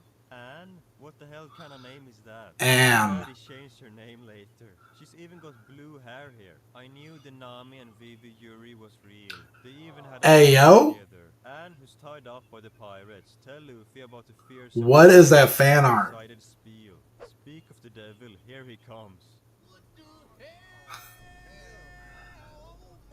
Yeah, One Piece was never gonna have conventional designs. Oh my gosh, yes, that character design is like what, man? Like Buggy before Buggy, straight up. After insulting his head, Luffy and Anne get thrown in a prison cell. Wholesome Anne and Big Bird backstory. Apparently, they have a deep connection. Anne feels a lot closer to the actual Nami than Shiruku did. Oda clearly had a better idea of her character at this point. But Luffy once again gives an explanation about the Peace Mains and Morganeers. So he still had that to figure out. The more I think about those groupings, the happier I am he scrapped it. Why would Marines even chase peace mains if their main motivation was stopping pillaging pirates? Now we get to the most interesting part, Luffy's backstory. Yeah, yeah. I mean, we've already talked about it before, but like putting names and categories to it, like just how on the nose could you possibly be with the themes of your story to have have an entire league of pirates that are just categorically good and an entire league that's categorically evil. Just time, it's nothing like the canon one. First of all, Shanks is replaced by Garp. Yup, you heard me. Garp has a similar personality to in the real manga, but his view on pirates is essentially flipped. He actively encourages Luffy to become a pirate, which just hurts my brain to look at. But Luffy says no, which feels like blasphemy to Luffy's character. But thankfully, he was only pretending. Deep down, he wanted to, but felt embarrassed to say it since he couldn't swim, which he admits after eating the fruit. Garp's response is to punch him. It's crazy, Oda had Garp in his mind in 1996, but then waited 10 years to introduce him in the real manga. But yeah, I'm glad we got Shanks in the real flashback. Garp's antics makes the emotional aspect land significantly worse here. And I'm also not a big fan of Luffy lying about not wanting to be a pirate. I feel like Luffy almost always speaks the truth, whether it hurts him or not. Hmm. Yeah, he's actually got a really good point. Like Luffy, like first off, like, Luffy does lie sometimes, but he is like he has a historically awful poker face. And what is this perspective, by the way, that we're looking at? Where Luffy is just staring at the camera completely flat? Like, what is he leaning backwards? What is going on here? Back to the present, Luffy refuses to help Anne find her bird, which is also kinda unlike the Luffy we know. But Anne cooks a guard in a sword fight on her own, and Not necessarily. He doesn't feel beholden to Anne for any particular reason yet. If Anne had fed him, then it might be a little different. demands they free her bird. Suddenly, one of them freaking explodes. Turns out his own captain did it to him for losing to a girl. Yeah, I'm telling you, Beale ran away from Hogwarts or something. Cause he's got several magical powers with no explanation. He tells Anne she can leave and even tosses her the key. Wow, maybe he's not so bad. And he immediately shoots her. Never mind. Luffy then finally arrives with the most If he's got magic powers and the ability to like set people aflame just through sheer willpower, why does he need a gun? important priorities: food and a boat. Like, genuinely, those are good priorities. Spiel asks him where he's headed, and Luffy responds by roasting his head shape once again. Real One Piece dialogue has arrived. Spiel then unloads like 30 bullets into Luffy, but they bounce right back. The crew instantly concludes that he's using witchcraft too. You gotta remember, these motherfuckers have never seen a devil foot before. To them, Luffy's probably the Antichrist. Wizard Boy Spear then steals Usopp's hammer, but that won't work on Luffy either. Luffy hits him with the world famous Gum Gum backhand. Honestly, the action here already feels way closer to real One Piece than version 1 I'm sorry, again, why doesn't he just light Luffy on fire? I don't get it. did. Spiel decides, I'm leaving, and whips out a broomstick. This man is not surviving to the final manga. Just realized that Spiel might be an early prototype for Buggy. I strongly prefer the one we got. He grabs Anne's Hmm. bird and destroys the ship with his weird fire powers, which means Luffy starts drowning instantly. Even in the prototype versions, Luffy was already needing saving every arc. By the way, Oda seems to have an obsession with pirate captains that hate their own crew. Anne saves Luffy and finally explains Yep. why the Well, I mean, that's a big theme, right? That's a big theme of One Piece is Oda. Oda really has a disdain for people who indulge in conflicts of interest, who should be beholden to and serving the people under them, but chooses to exploit them instead. pirates kidnapped her and Big Bird. Which, His like, name is I mean, you look at the world around us, and that makes a lot of sense. Balloon. Apparently, he's the last of his species, and his blood has magical properties. They have a nice moment together, with Luffy telling her to never give up on her treasure. Mm. And by the way, this right here, the you'll notice that balloon is called a rock, which is like an ancient mythical bird. Um, then fast forward to chapter 1000, and Luffy breaks out the Gomu Gomu no Red Rock for the first time, which is like it's like Red Hawk, but it's big, so it's red rock. It's a big, epic bird. Tying back to Romance Dawn. I just like how many layers there are to that. Spiel is flying away, celebrating like he won, only to look back and see Luffy riding on Balloon. That's cold. Spiel makes the worst mistake possible by grabbing the hat. Bro should have known that's an instant death sentence. Balloon flies off, leaving Spiel panicking, while Luffy smashes him straight into the afterlife. Dang, Cut bro's back face to the became Luffy finally getting concave. rescued. He did to Spiel what Sanji did to Wanze. Victor's speech, except this time it's Garp telling Luffy the treasure isn't gold or jewels. And there we have it, the end of Romance Dawn 2. I still think Shanks works way better for this theme. Garp encouraging Mm-hmm. piracy just feels cursed. But you can still see Oda trying to figure out what One Piece core message should be. That's the coolest part about these prototypes. You're literally watching One Piece evolve in real time. You can see Oda throwing ideas at the wall, keeping the stuff that worked, and completely scrapping the stuff that didn't. Some concepts feel totally cursed in hindsight. Like the idea of peace mains, or the villain being a full-on wizard without the devil fruit. But then you also get moments that feel so One Piece that it's almost scary. Oda already had the spirit of the series figured out, before the actual manga even existed. He improved massively once the real manga started. Reading this feels like finding old recordings of your favorite band before they got famous. He was truly destined for greatness. Thank you so much for watching, and let me know what you think of these prototypes in the comments. Yep, that was a sweet video. I like it. And unlike a lot of his other videos, like if we can just go back and take inventory of other videos that he's done.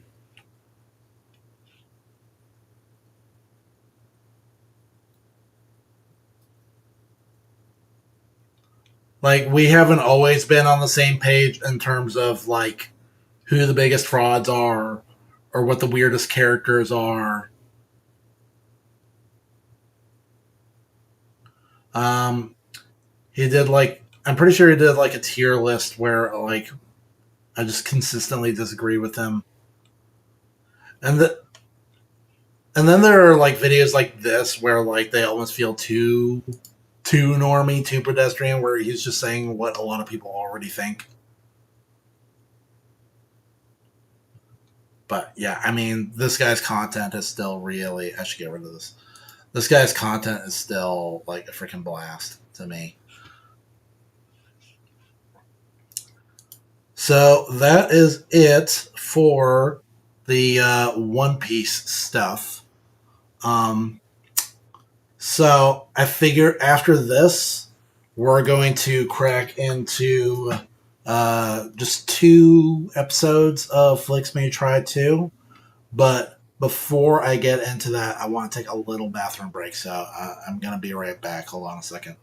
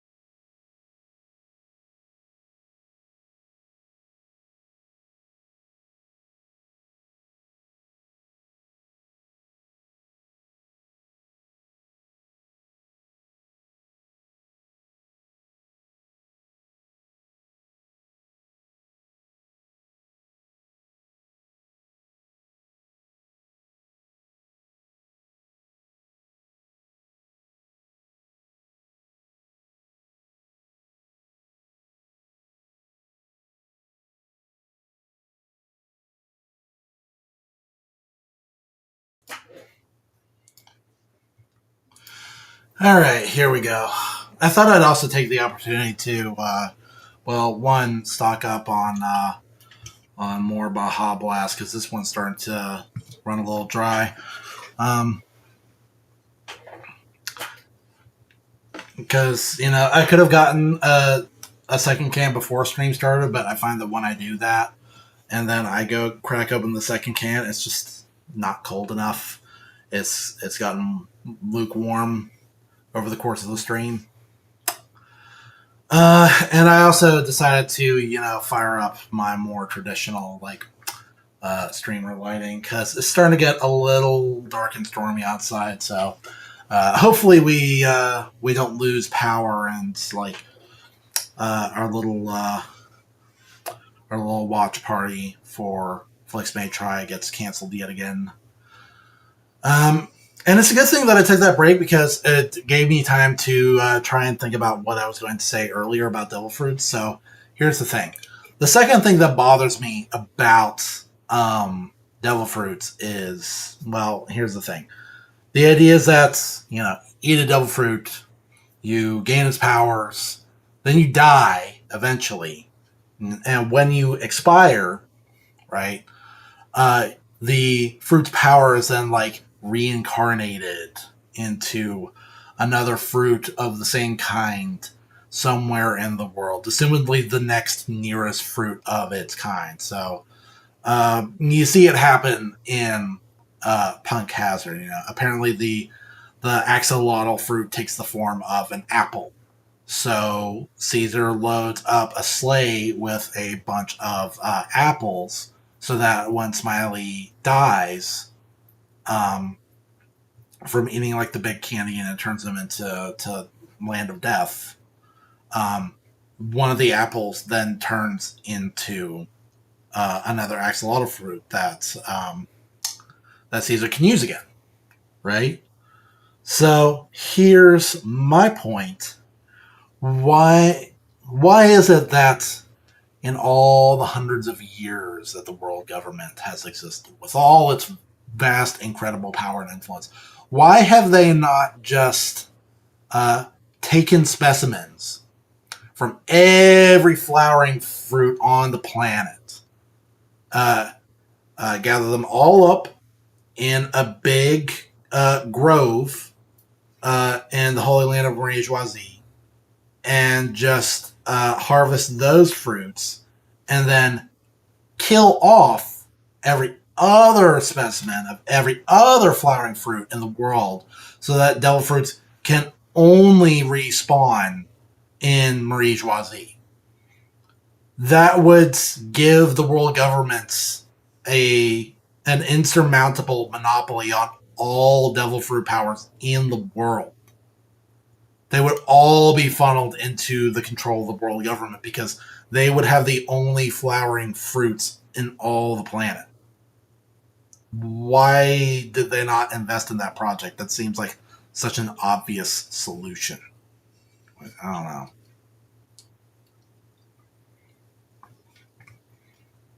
It's kind of like how for all the hundreds of years that poneglyphs have existed, as big and as heavy as they are, they're clearly not immovable. If there was one in Fishman Island that has now gone missing, like the last road poneglyph was in Fishman Island, um, and now it's not anymore, or the poneglyphs that Jinbei gifted to Big Mom, they can be moved. Why doesn't the world government just round them up and take them to Marie Joisie? Even if they can't be destroyed, they can be hidden, right? They can absolutely be hidden. So that doesn't make a lot of sense to me. Just little like oversights in logic in the One Piece world that get under my skin a little bit, not a lot. It's whatever. It doesn't distract too much from you know the quality writing, but it is these are things that are kind of on my mind. But whatever. now we can finally dig into um, One Piece. If Netflix could just calm down, let's go ahead and fire up Netflix. So let's get our audio filters on, and we should be good to go. Yep, it's visible again. I don't know if maybe it's too visible. Hold on a sec, let me fix this. That's a little too loud. Oh my gosh. This design of Virgil, I feel like my sentimentality is kind of interfering, right? Because Virgil without the jacket where he just had the vest in Devil May Cry 3, that was like my favorite outfit of his. I thought it looked really, really slick. To the point that I would like imitate that character design in City of Heroes. But and so that's kind of why I like the design that we see here. But the more I look at it, the more I think that's just Quicksilver from like Marvel Comics. Like that is not Virgil. So just give me a second and see if I can kind of like warm up my memory. So episode one was mostly just like a big action beat where it's humans invading hell, which I gotta say that's actually kind of like very similar to an idea that I had for DMC5. You know, before DMC5 was a thing, I kind of brainstormed my own ideas of how I would want that game to go down, and I did kind of come up with like an interesting idea for a role reversal where it's humans invading hell. Um, but when it's the animated series where like you're just establishing this setting and this lore and you're already reversing the roles, it just doesn't have the same impact. Like in the games you're used to demons being the invading force, so the idea of humans invading hell, that is like a refreshing novelty. This is season two, like not even season two, like the end of season one was humans charging into hell and starting to colonize it. So I mean, it's not in this context. It's not that big of a role reversal, and it's just not interesting. But first episode was that, and then second episode, uh, they took Dante out of the ice. They pissed in his water and it unfroze him. And then episode three was Virgil goes on he goes on the View or something. He goes on the freaking Jay Leno show, the Tonight Show, whatever it's called. And that was embarrassing. And I believe Dante and Virgil started fighting, and I don't remember how it ended. But my takeaway from it was just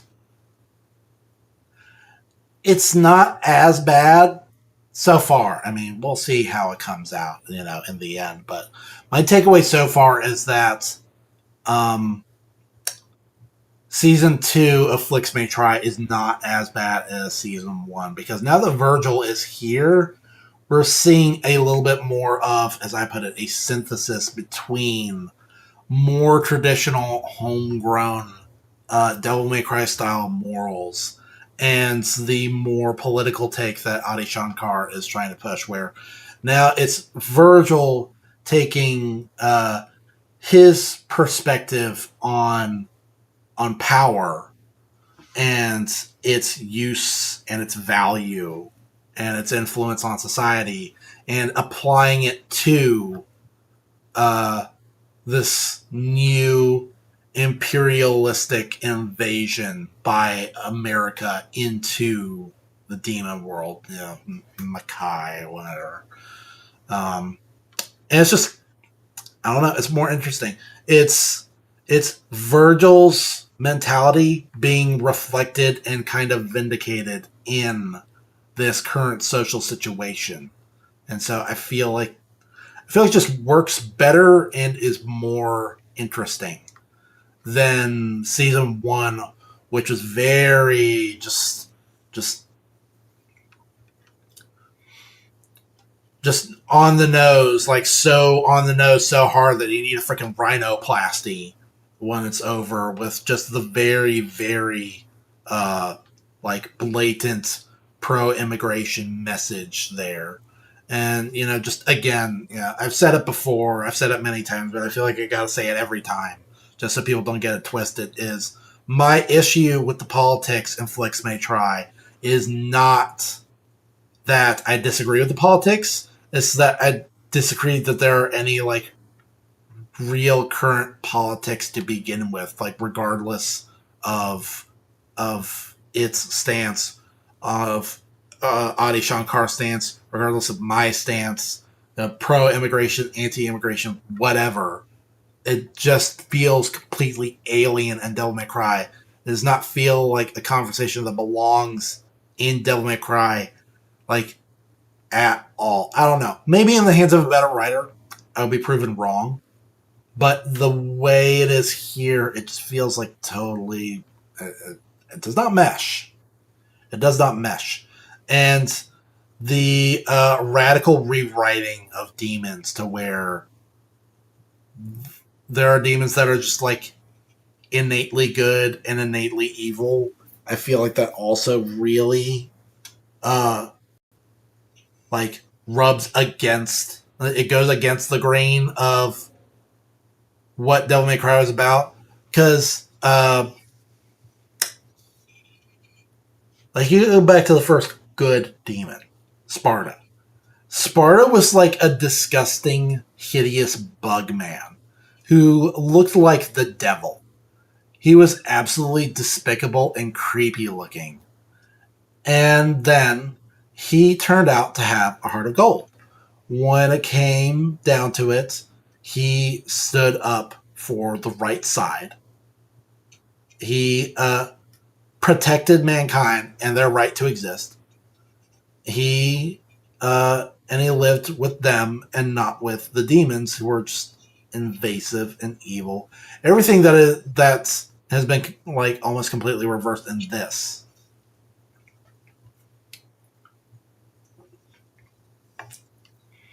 And it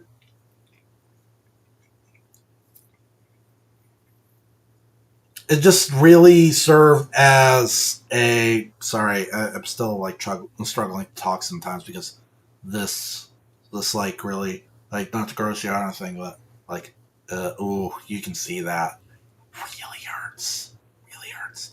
um it just goes to show you to just not trust what's on the tin, right? Like, for every superstition that people have about what demons are like just by the right of their birth, like Sparta and Dante and Nero, they're like really cool. And they're cool because they use their power for good. And it was just, and then you get to the villains. You look at the villains in Devil May Cry, and except for Mundus, they're all demons. Or except for Mundus, they are all human. It's guys like Virgil and Arius and Sanctus. It's it's humans who have fallen into temptation because they've seen the power the demons have, and that's what they want. But then they use it for really twisted ends. Whereas in this, like, they cleaned it up a little bit in, I think, episode 2 or 3, where you saw more good demons that were really like freaky looking, like horrible snake people or bugs or whatever. And that helped. But when the idea was first introduced there was such a clear dimorphism between good demons and evil demons, where the good demons were just like they were just like ugly humans. They were like bald with like little pointy like spines on their heads, and then the very clearly evil ones looked clearly evil, like horrible monsters from your nightmares.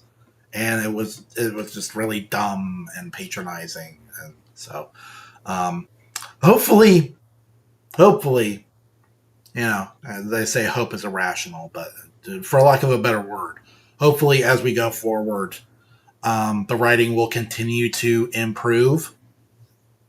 But I don't know. I don't have a lot of hope. We'll just see. We'll see. But anyway, yeah. So yeah, a couple of weeks ago we watched episodes 1, 2, and 3. Now we're gonna pick back up with episode 4, A Pit of Serpents. Let's go ahead and fire it up.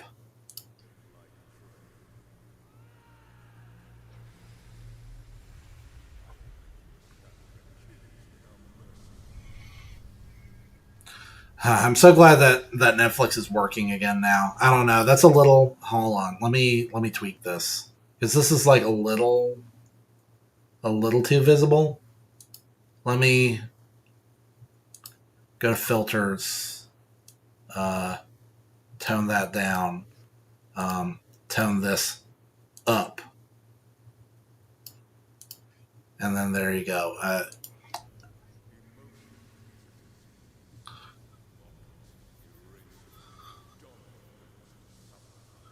There we go. Okay, so we're getting a little like Virgil training arc because in this version, Virgil falls under Mundus's leadership like a lot earlier in his life.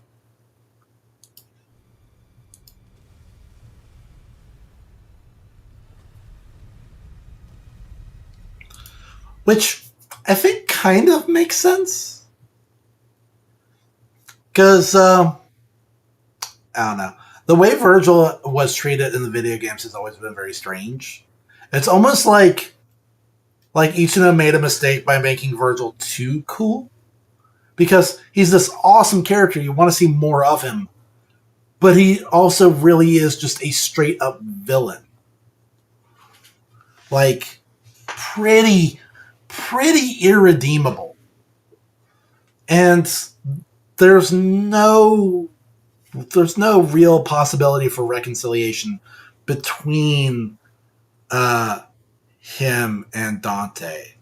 And in the earliest version, the original Devil May Cry, Virgil wasn't much of a character at all. He was just brainwashed, and he had the exact same moveset as Dante.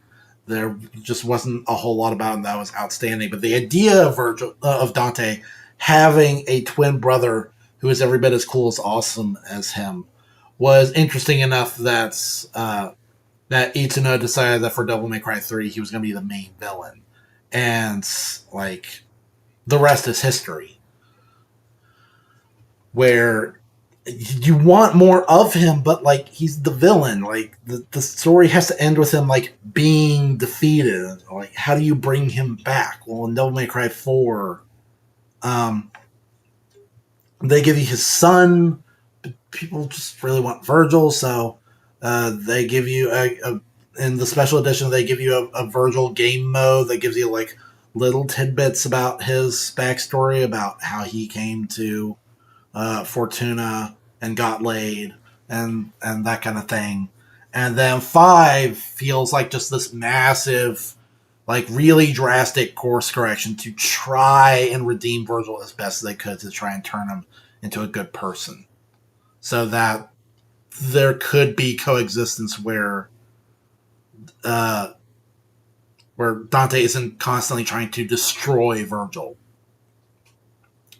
So, in this way, if the idea is that Virgil was working for Mundus from a young age and was like groomed into being really evil, then there is more wiggle room to write it to where maybe at some point Dante and Virgil can be chill with each other. And I imagine if that is the path this is going to go on, it's going to play on this idea that Mundus has shifted all blame for Virgil's circumstance onto Argosax. Like he's the other big warring faction in the demon world, the one major threat to Mundus's rule. But when Mundus turns over the demons that destroyed Virgil's life over to Virgil for his judgment and gives him the sword to cut their heads off, but they're gagged to where they can't speak out on their own behalf, and it's never really explained how he found these very particular demons in the first place. It really makes it seem like it's all a big play. It's a big setup. It's Mundus guys false flagging as Argosax guys so that Virgil will think he's playing for the good guys.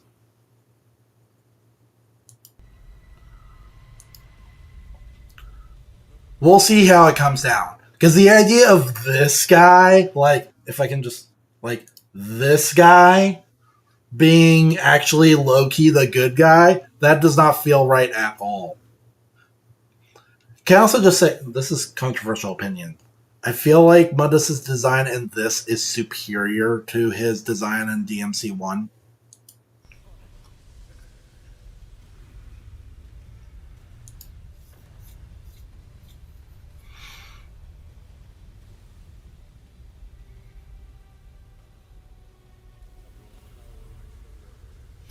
Oh my gosh. And this, I forgot. So, because of the difficulties in the last stream, like, I have seen, like, little tidbits of this, like, just opening sequence before.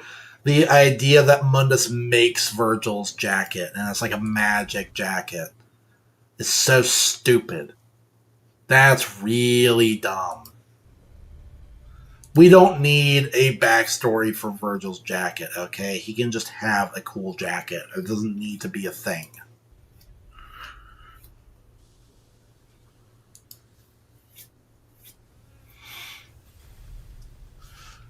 And it's a good thing that Mundus was able to predict Virgil's size, like, way ahead of time. Because how embarrassing would it be if Virgil finally grew up and then the jacket was like, it's a little, the sleeves are a little tight and the shoulders don't rest quite right. I don't know. Can I possibly get this in like a double XL?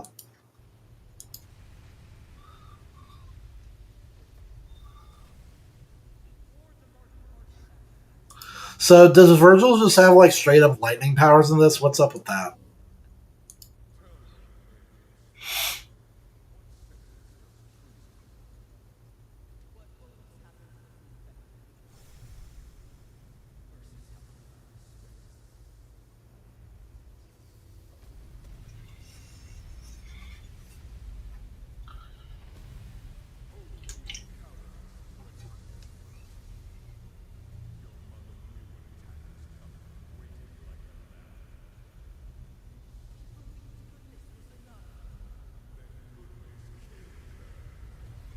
Okay, this is where we left off last time.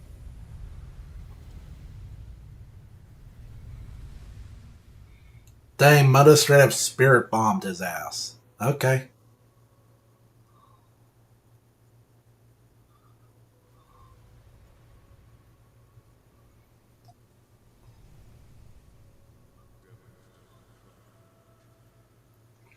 Oh, there's the line. There's the line. I was just about to comment on the fact that we're seeing Virgil cry for probably the first time ever.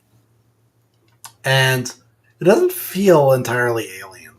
Like, I can easily imagine a younger Virgil crying.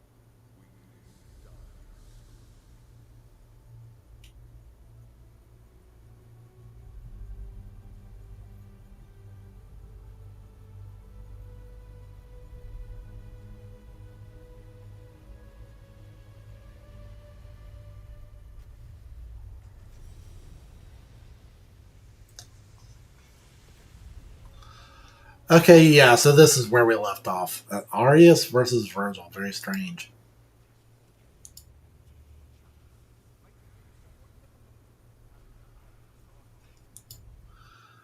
I don't think I've really commented on it, but does Arius have like a Scottish or Welsh accent? Isn't he supposed to be Portuguese?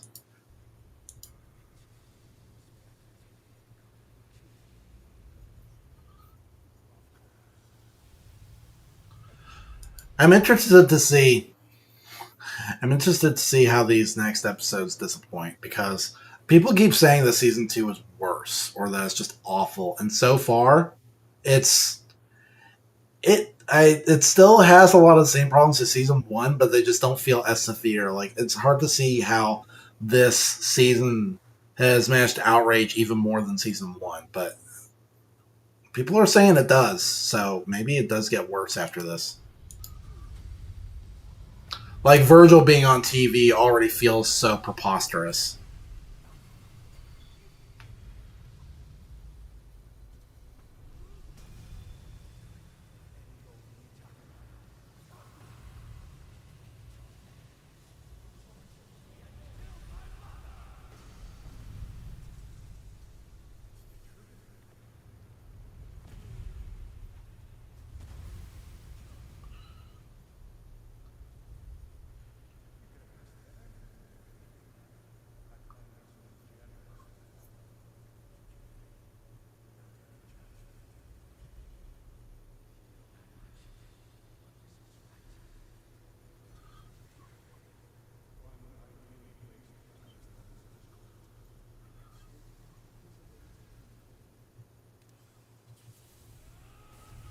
Huh.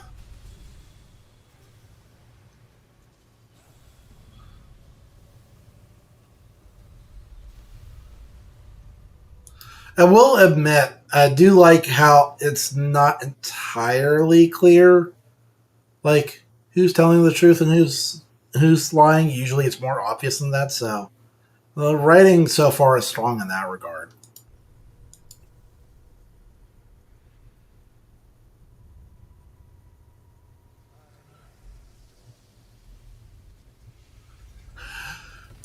Dude seriously uses magic to conjure up a six shooter.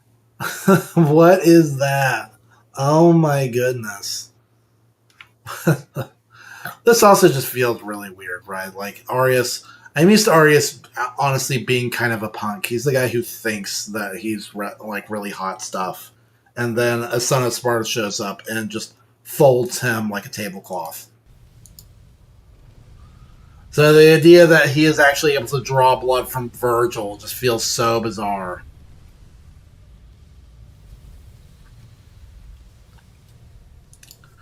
Wait, so if he can shoot little like Hadokens from his hands, why does he need the pistol?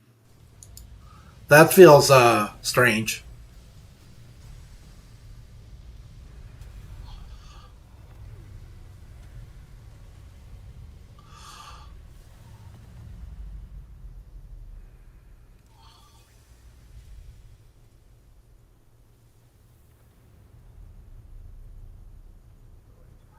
What?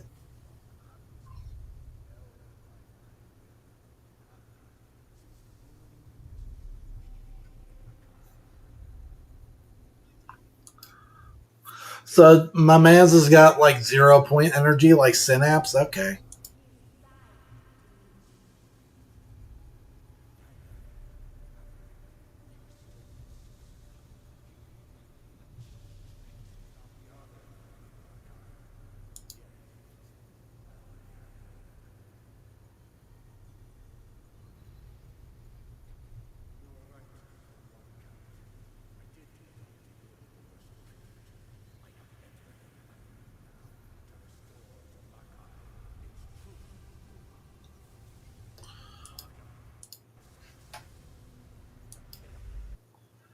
Wait, that's Argosax? He just looks like a regular dude. That's not very cool. He just looks like a regular demon. Like, what about like? Okay, so wasn't necessarily looking for him to be like the giant turd with like old bosses lodged in its folds. But when he became the Despair Embodied, I thought that was like a really cool design, and this just looks like a regular bro, just really generic demon. And yes, we can go ahead and skip this. Definitely better intro than season one, less cringe, but yeah, I don't need to see it every time. Dang, I turned up the air conditioning for the stream, but I'm actually starting to get kind of cold. Doesn't help that there's no sun out. It's gotten really like gray and dreary out.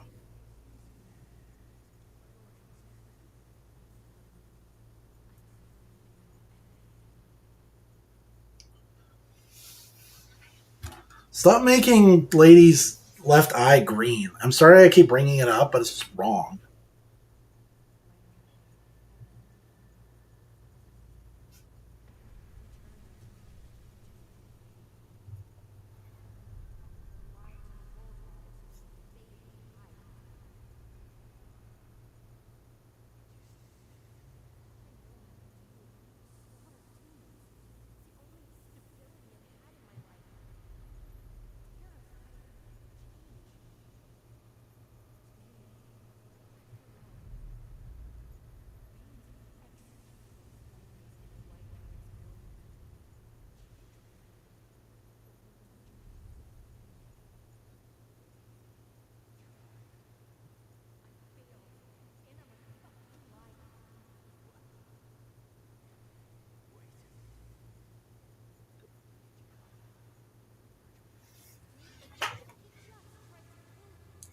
Yeah.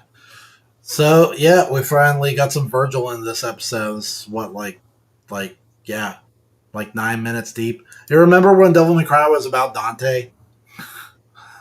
Like when I talk about how season two still suffers from some of the problems of season one, this is like a big one. Like the story is not about Dante like at all. And you can argue that it hasn't been about Dante for a while, right? Like in Devil May Cry 4, Nero was very much the main character. Same goes for Devil May Cry 5 as well, honestly. I don't know. Maybe it's just my love of Dante clouding my ability to appreciate this for its own merits, but I don't know. It just feels weird. It feels weird to have this adaptation of Devil May Cry, and right away it is not about Dante. First season was very much about Lady. Second season feels like it's very much about Virgil.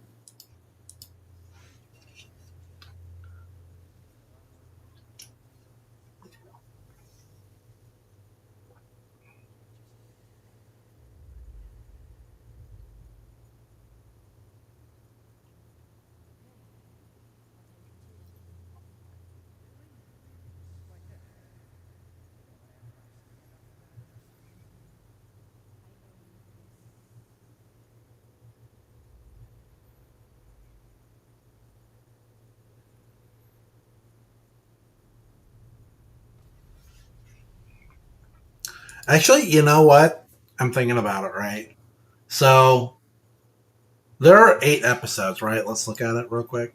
There are 8 episodes. I was planning on just watching 2 of them. This stream, I'll watch 4 and then I'll watch 5.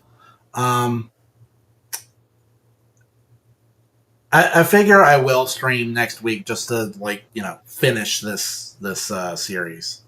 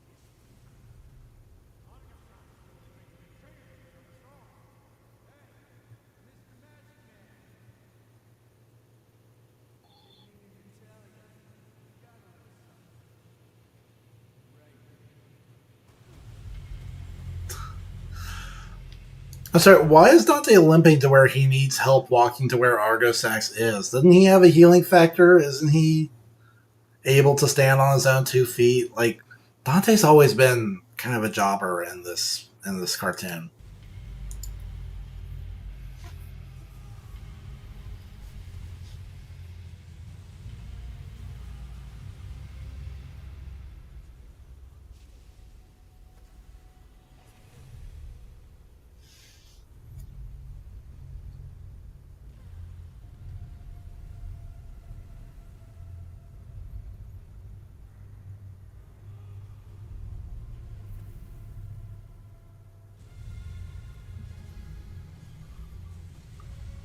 Okay.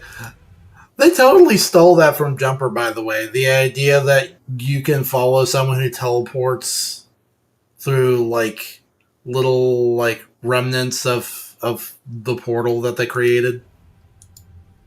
You know, the jump scar. I can't even remember. I can't believe that I remember what it was called.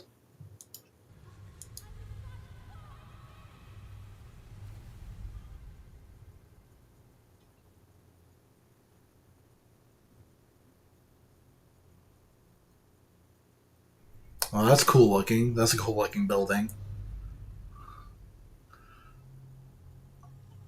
Oh my gosh! Right away, they're gonna jax him up. They're gonna give him like a crazy robot arm.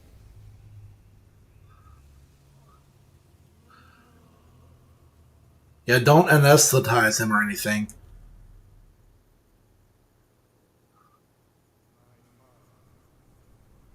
What? Arya's backstory? This does not. He was designing prosthetic limbs as a child.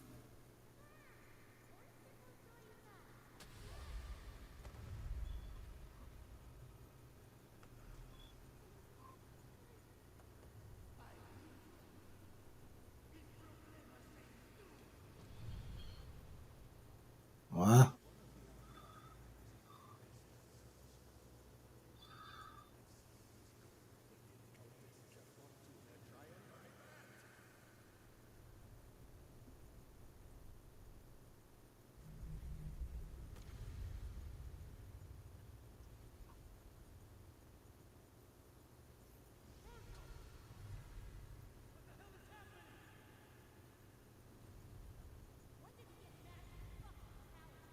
Stop cursing.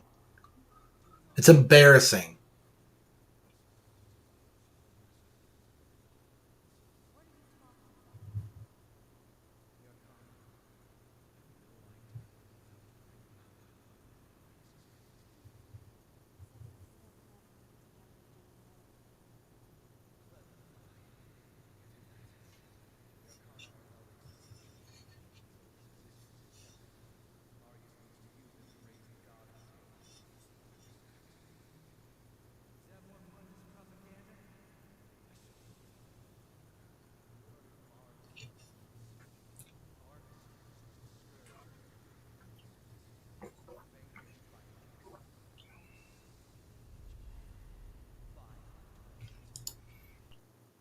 Okay, hold on a sec. We got a better look at Argus X this time.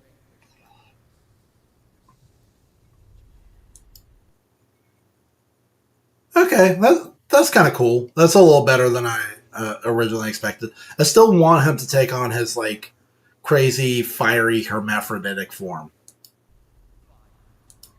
because that was like the best thing in all of Devil May Cry 2 was just that one boss fight. A lot of people won't know it because they'll never actually make any progress in Devil May Cry 2.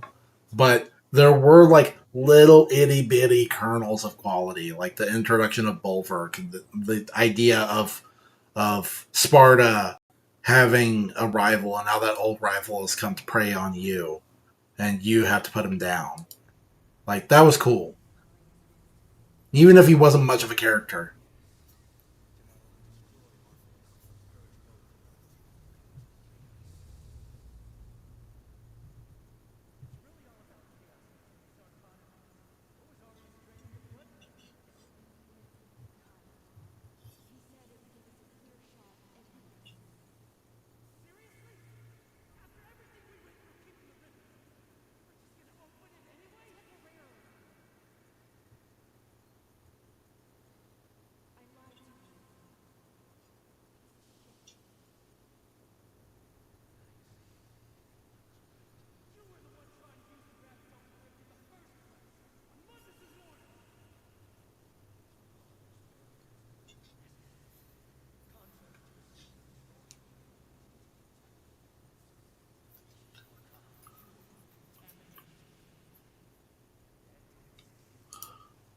Wait, one more time?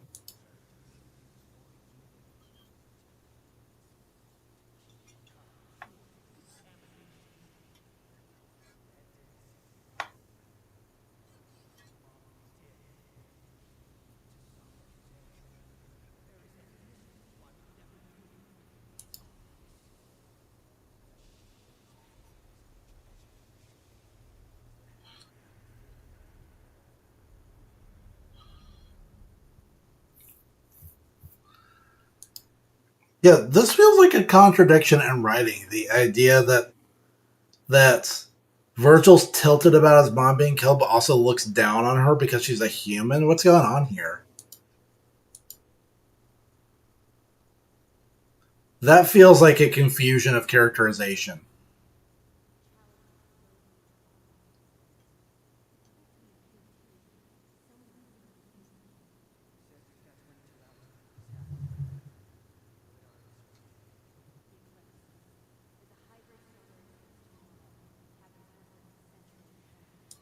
What the hell does that mean? Hybrid solar eclipse.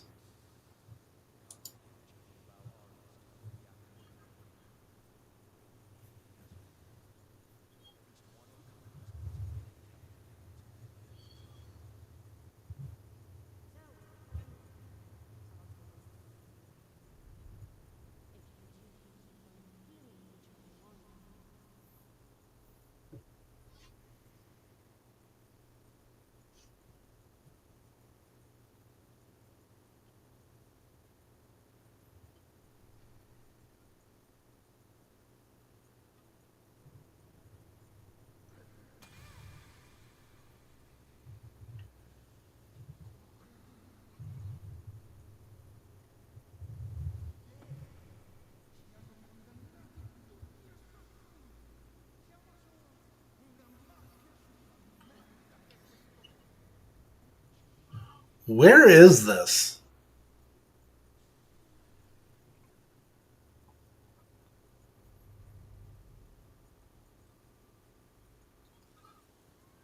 Like now, I'm really confused as to Mundus's, not Mundus, Arius's nationality.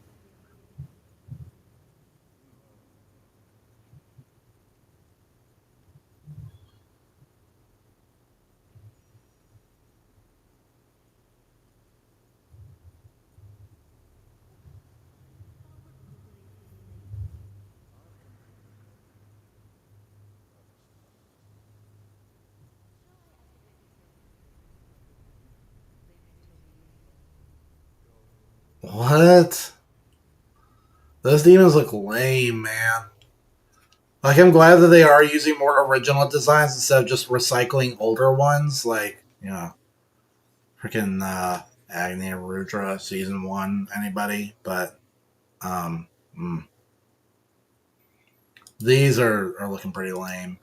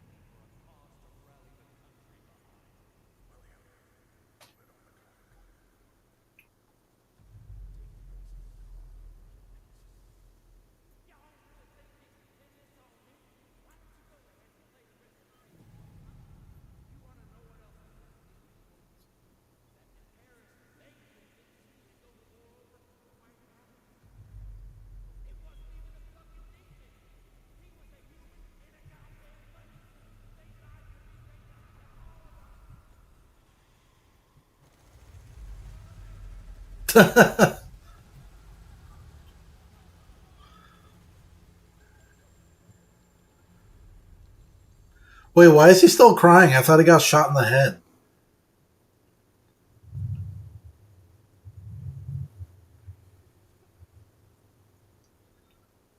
Who's this guy again? Is he supposed to be a character? I don't remember.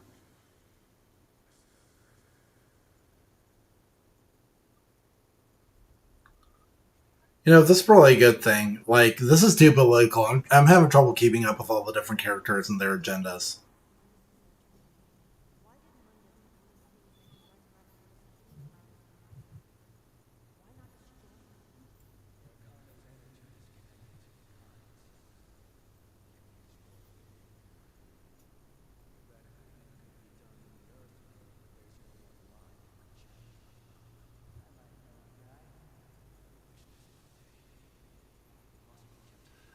Do you get it? We made a reference.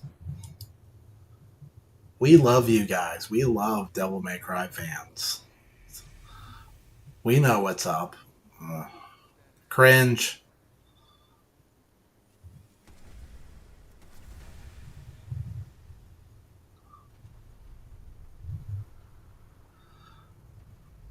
Of course. Why should Virgil do something cool? Why would you waste ammunition instead of just letting Virgil take care of it? You better not run out of ammo later. I mean, it's Lady, right? Lady never runs out of ammo.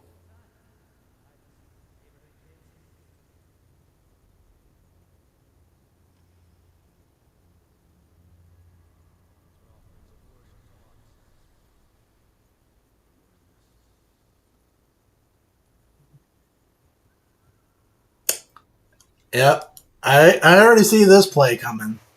Because I played Devil May Cry 2 several times. Remember? Like, I'm a real Devil May Cry fan. Like, I stomach the bad ones. I don't just cower out of playing Devil May Cry 2. Um, Dante's absolutely going to take that coin and swap it with a Medaglia. And it is pronounced Medaglia, not Medaglia. He's going to do the same thing he did in Devil May Cry 2 and pull a switcheroo on Arius. Absolutely 100% going to do it.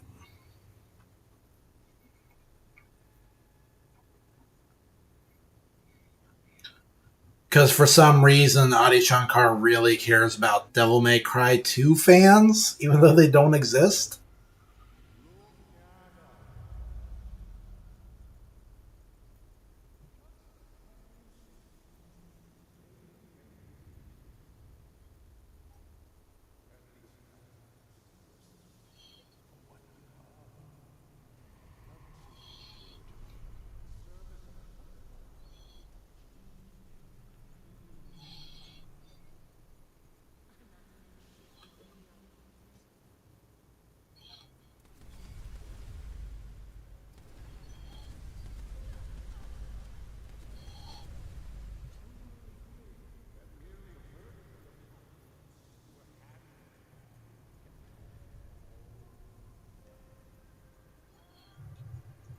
No, we've got cringe music firing up. I'm just going to go ahead and mute this now.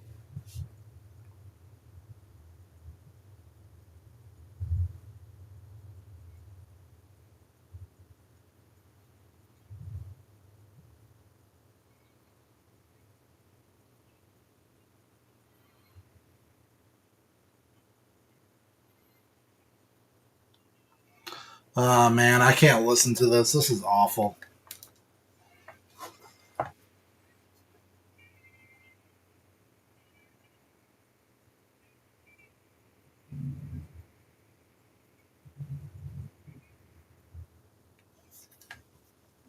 Okay, are we done now?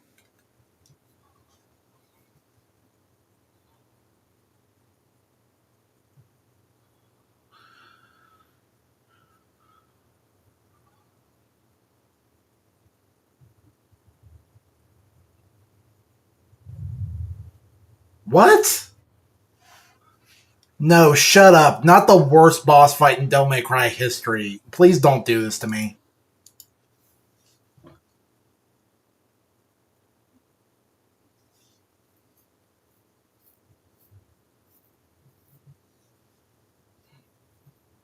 Hmm. For anyone who doesn't know, the Trismagia are like Trismagia is like legitimately the worst boss fight in all of Devil May Cry 2 history. A lot of people think it is the infested chopper or the what was it called? Um the Nephisteris. But at least with those, if you really brute force it, like if you equip the aerial heart, you can get in some melee hits. But with Trismegius, it's just it's just not a thing at all. The only time that he moves in close enough for you to hit him is when he is attacking, and you should be on the defense, on the defensive. So, um, yeah, that's the worst boss fight in Devil May Cry 2 ever.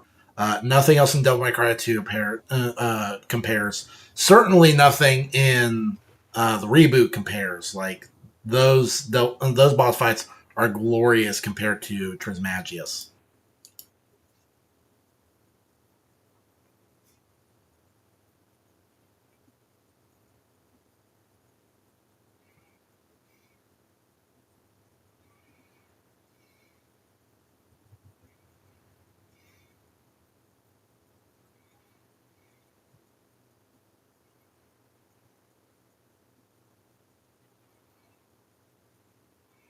Look at Arius becoming the freaking Winter Soldier over here.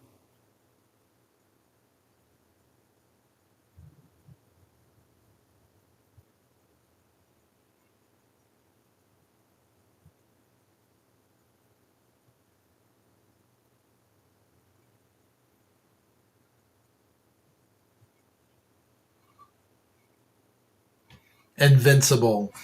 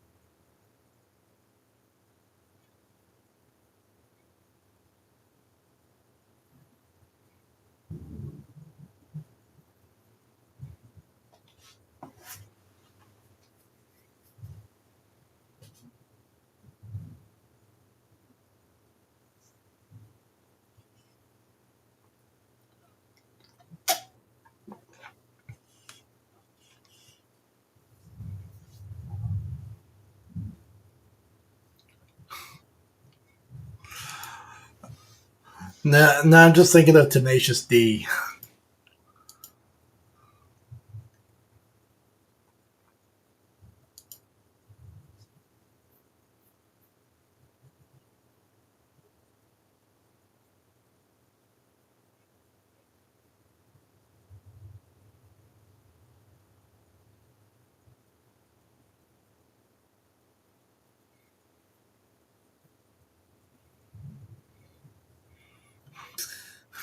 Look at that Chad jawline, man. Oh my gosh.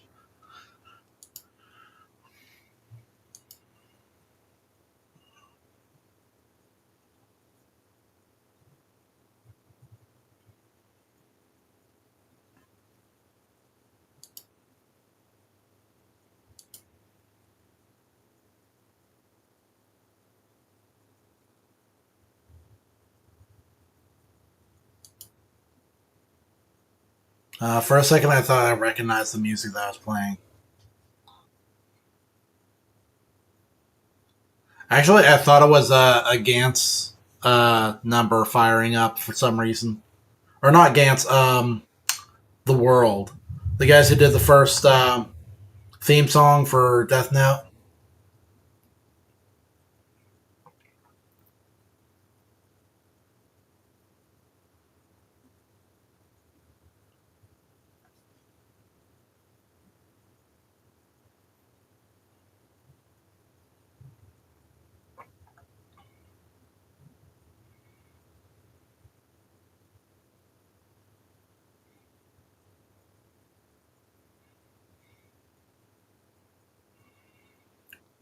Dante's still jobbing.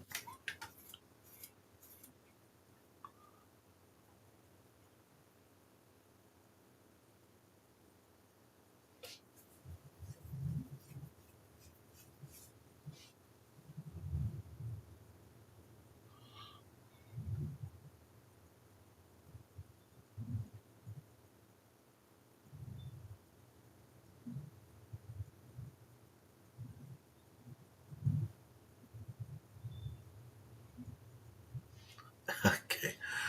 Are we ready to like drop all the politics and just get to the part where we fight? The tendency for characters to run their mouths in this series is really obnoxious.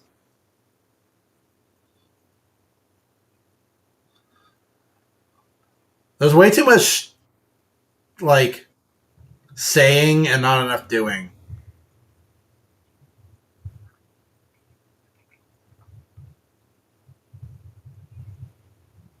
So if we can get through this action scene without more people braying about their like entire philosophy, I think that will be for the better.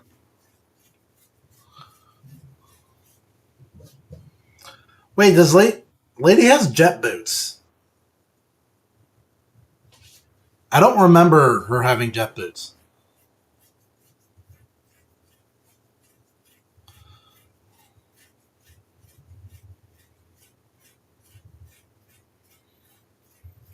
Sorry if my posture is weird. It's because my foot is really itchy. Oh, I forgot to turn the desktop audio back on. Not that it really matters. Like,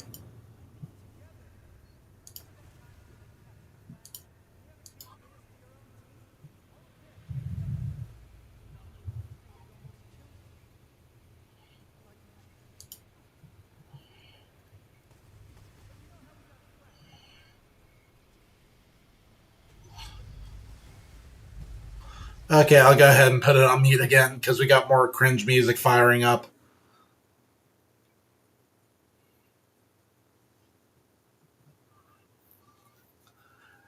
Man, this is still just episode 4.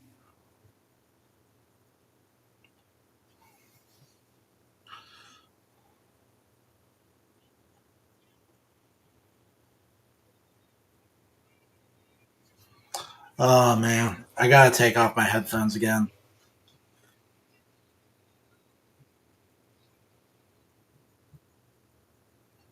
I bet you in that moment he did the switcheroo. I bet.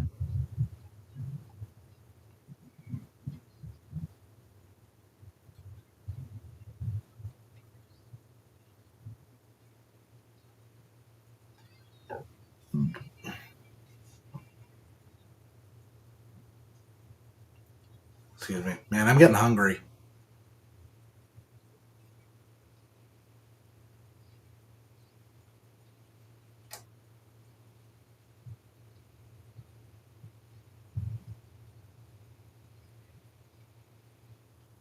What?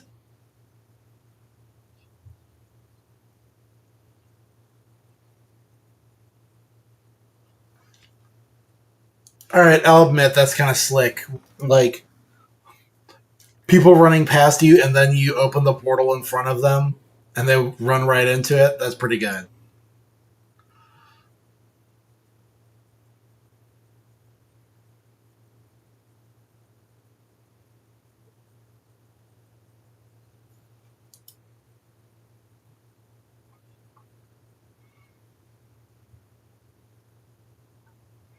Now, this sounds like a Muse song firing up.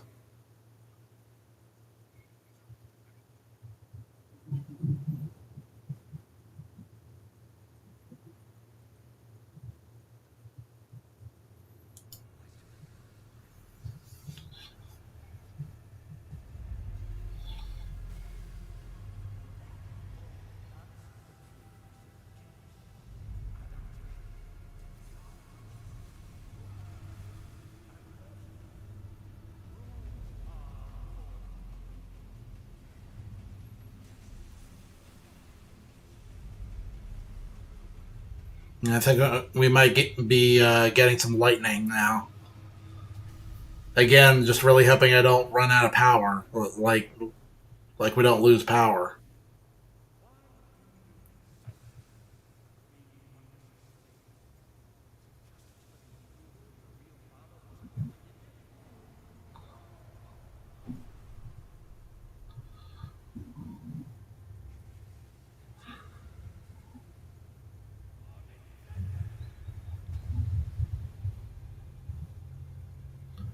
Really?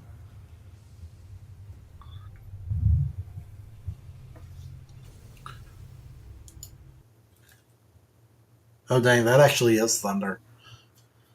I'm used to rebellion being just about the only thing that Yamato can't cut through. But now we got Arius the Winter Soldier who's got a Yamato proof arm. Yamato can cut through freaking dimensions.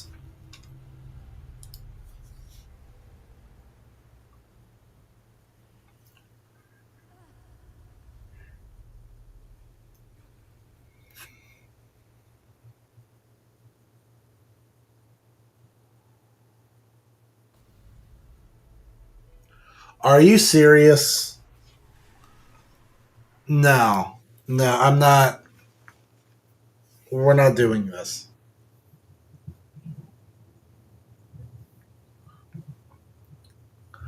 Oh my gosh. The soundtrack is getting worse.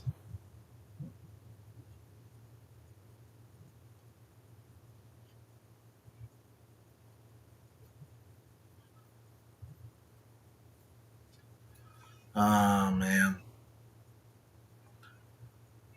Dante did do the switcheroo though. I'm convinced that he did. That moment when he got close to the medallia, that was it.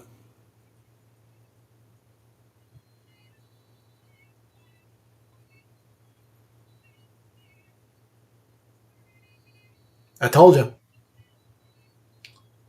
I told you it was the exact same thing. Yeah. Yep. I played Devil May Cry too. I know this.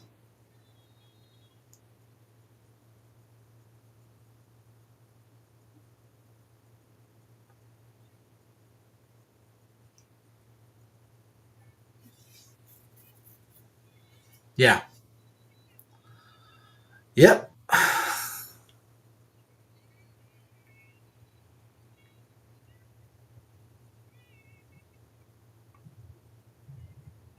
I can still hear it even with the headphones off.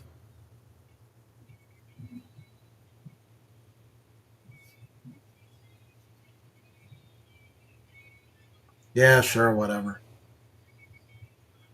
That truck driver is probably dead, by the way. I don't know if we want to like talk about that, but that guy is almost certainly dead because he like came to a dead stop when he was going at like 60.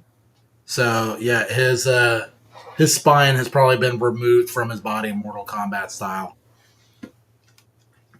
Okay, so that was a lengthy, talky episode that was kind of predictable. So um, let's see if episode 5 is better.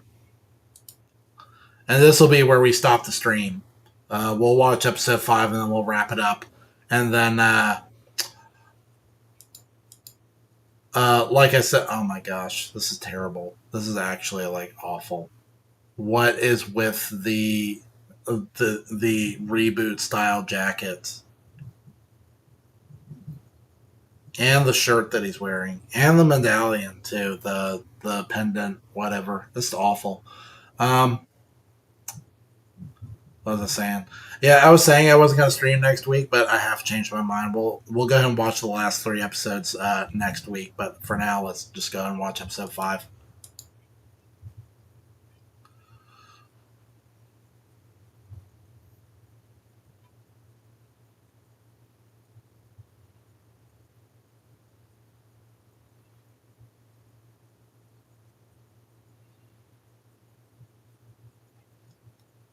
If this is only 3 years ago, why does Dante look like a little kid? Did he really have a growth spurt like that?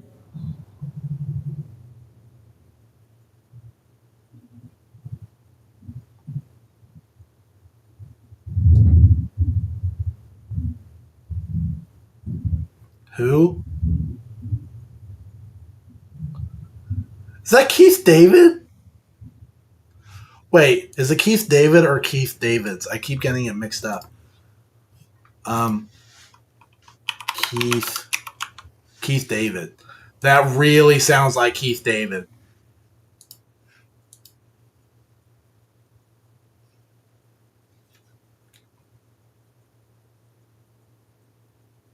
That is absolutely Keith David. How they get Keith David for this? Oh my gosh, if Keith David actually played a character in Devil May Cry, that would be sick. That would be so awesome. I would so go for a real Devil May Cry character with Keith David's voice, like another Devil Hunter. Oh, that would be. I wouldn't even be entirely opposed to Keith David's like being Sparta's voice. That'd be pretty sick.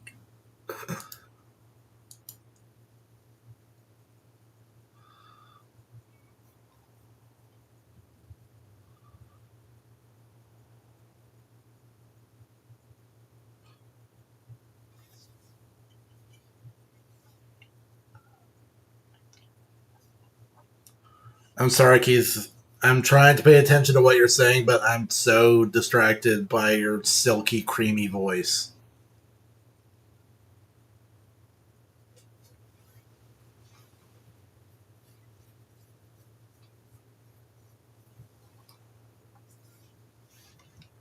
Oh my gosh, I forgot. This is at the stage in Dante's life when he doesn't even get that he's a That's something I forgot about season one is that Dante really, like, literally does not know anything.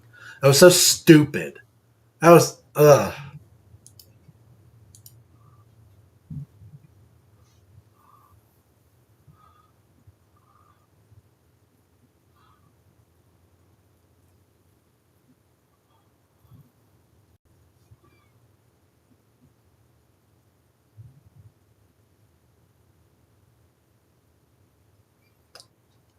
Nice voice, nice lip syncing, by the way. Like, Keith David was totally talking, but his lips weren't moving.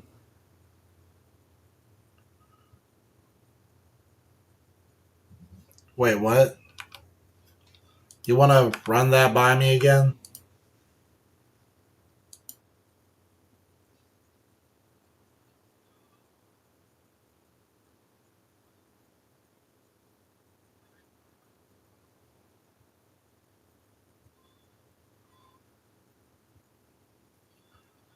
Oh my gosh, this is so boring.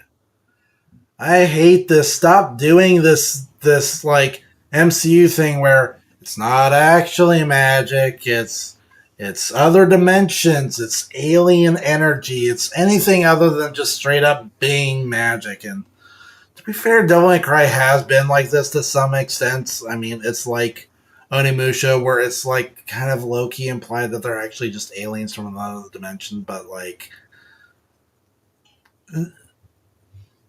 that idea has never been explicitly touched on.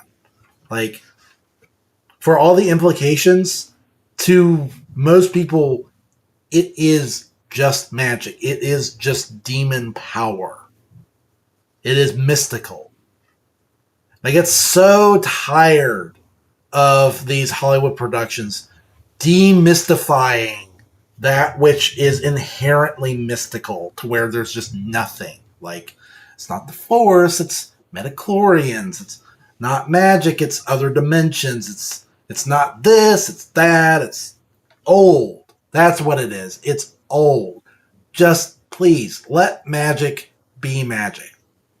You know, magic can have rules. It can have limitations. It can be something rational that you can wrap your head around. The solution is not always to just take magic and make it not magic. Don't give me this quantum energy like techno like nonsense. Freaking techno babble, science speak, whatever, quantum energy. No. It is magic. Please just let it be magic. Don't try and make it something else. I get tired of that. I get really tired of that. It is a notion that was quaint when it was initially introduced. The idea that magic is not actually magic, that it's some sort of science that people don't understand. But it's played out. It really does feel played out, and I don't want to see it anymore.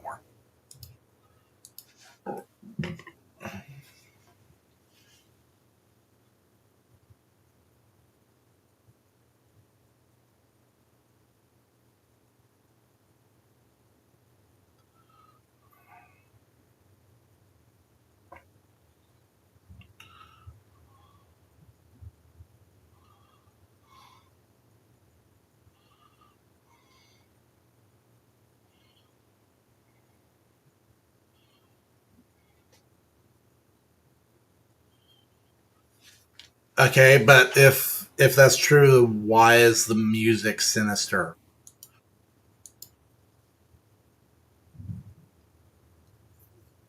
Like the music is really sinister right now.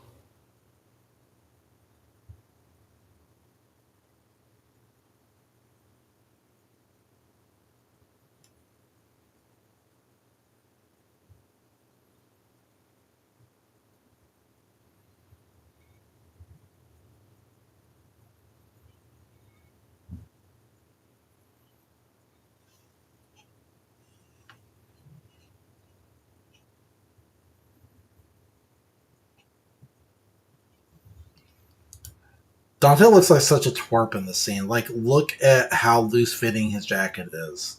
Like, it's not the right size at all. He looks like a little kid.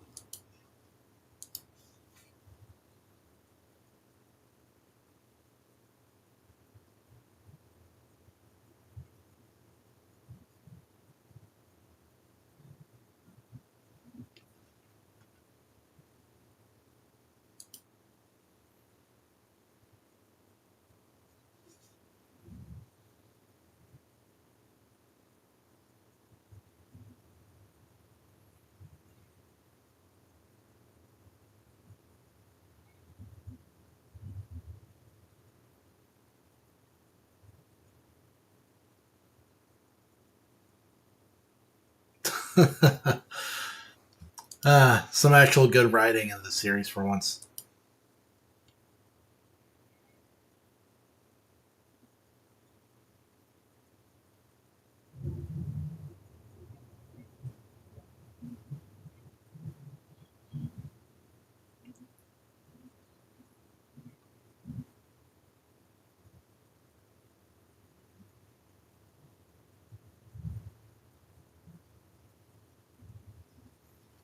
Huh. Interesting.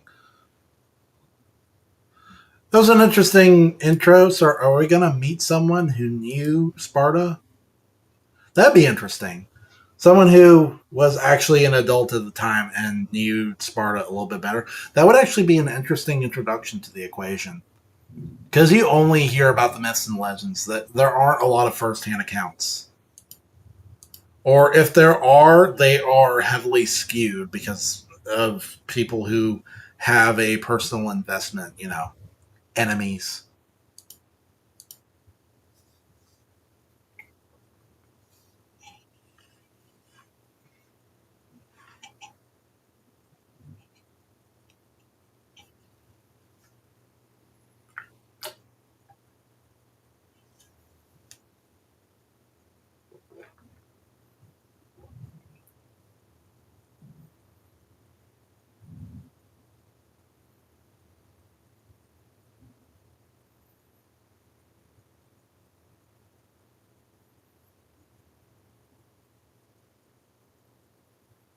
Can he?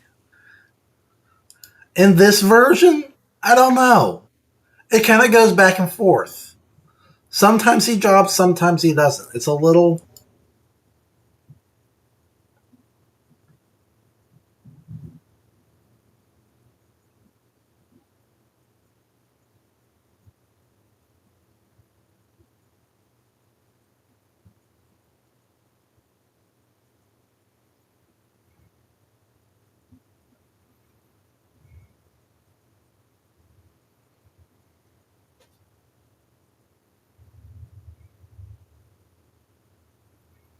Oh.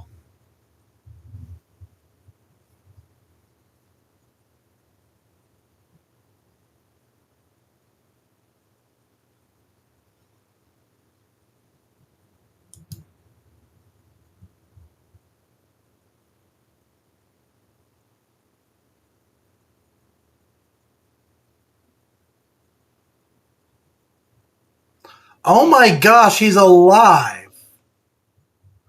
How? That has to be the most powerful, fast deploying airbag in the world.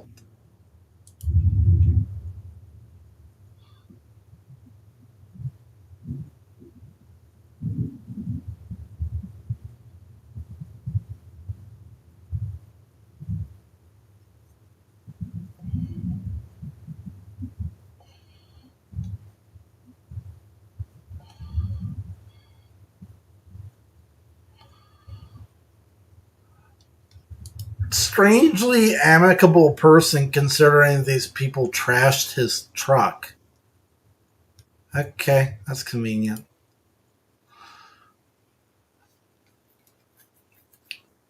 Oh, the audio for Netflix was muted the whole time. Sick. Because of more cringe music. Okay, I can unmute it now.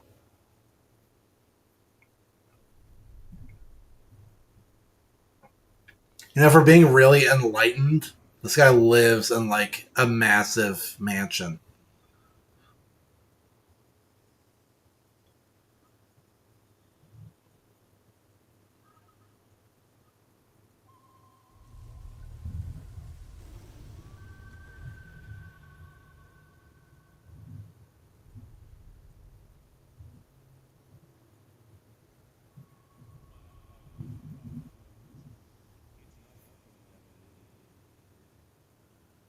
Why was the door unlocked?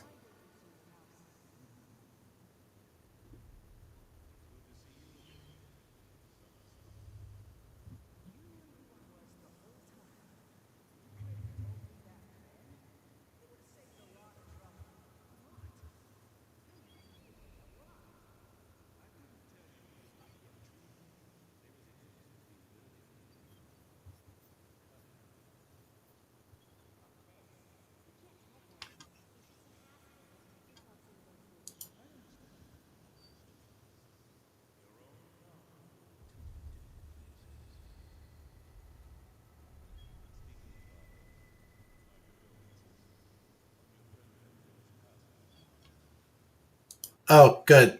I totally forgot, by the way. I could not remember what happened to Enzo at all. Um, not a very, not a very compelling character.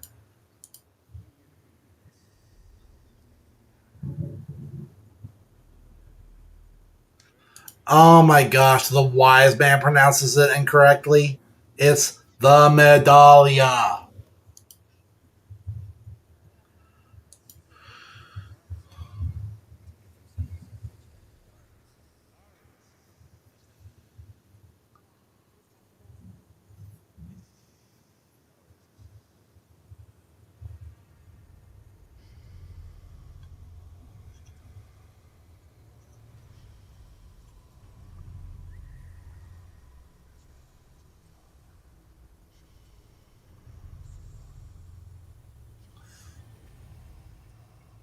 What?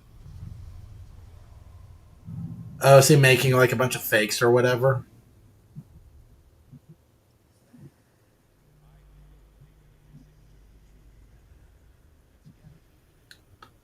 Stop saying Medaglia.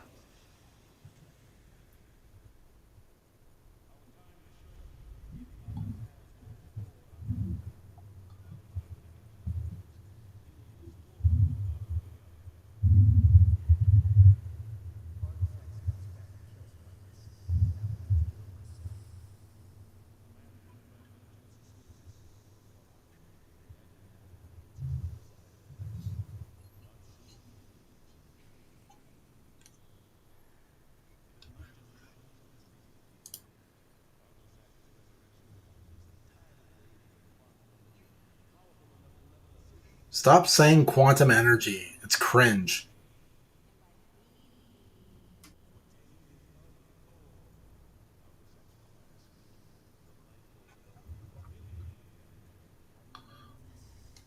So obviously this is all going to happen, right? The fact that we've set this up at this point. So I'd like to think that that means that he will become like the spare embodied, like the actually cool form that I want to see.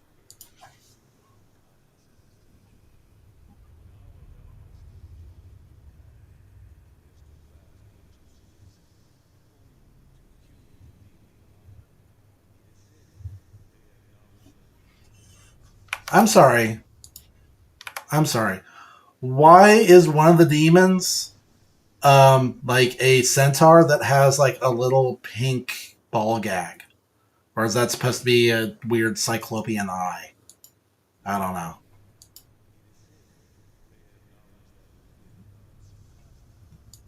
By the way, does anybody get like Legend of Korra season 2 vibes from this series? With the whole the the mystical world and the human world are divided, and then it's believed that getting rid of that barrier is actually a good thing because the good guys like completely miss the point.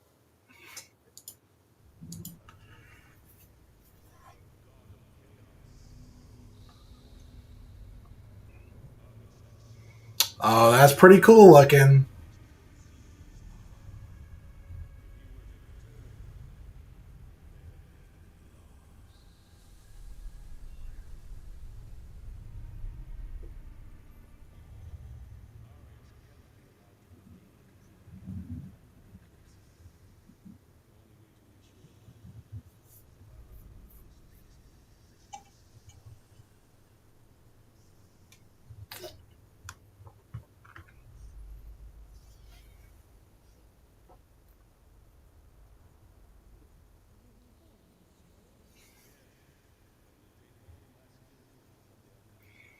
I was hoping the different statues in this room would be like references or something,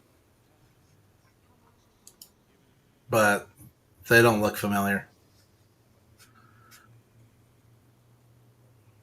I suspected it would be something like this. And it's probably gonna fail too. Like it won't be a satisfactory conclusion until Arxax shows up and assumes it's his final form, and then we have like a big boss fight.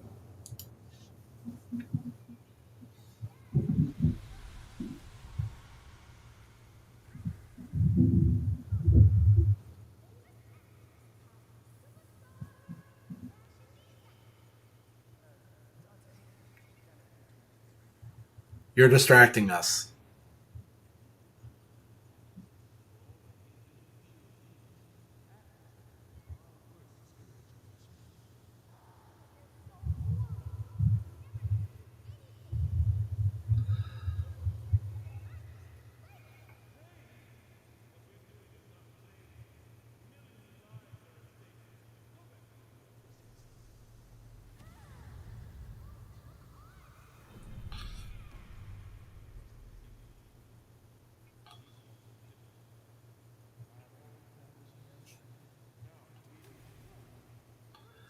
Oh man, this kid is really annoying and really killing the vibe.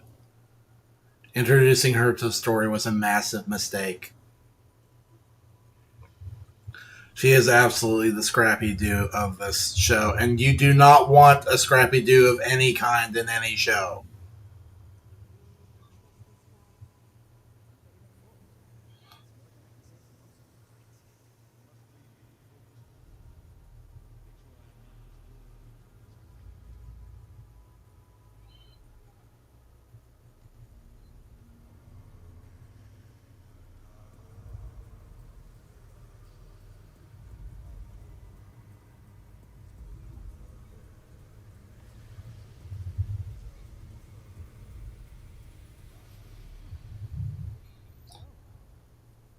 Wow, so the guy's really just gonna sit there for 8 hours. I hope he went to the bathroom beforehand. I just totally accidentally elbowed the mic. No, we're not doing this. I'm gonna mute. Whoops. I'm gonna mute this. We're just gonna not do this.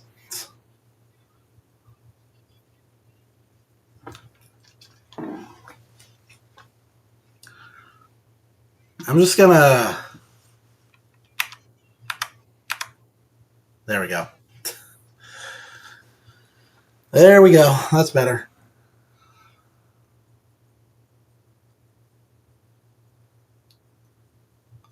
Okay, now we can unmute it.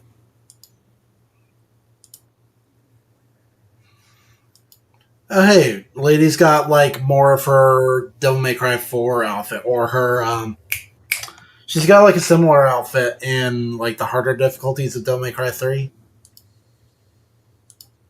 which very obscure little factoid. I don't know if everybody's picked up on it, but yeah. Can I look it up? I wanna. What the?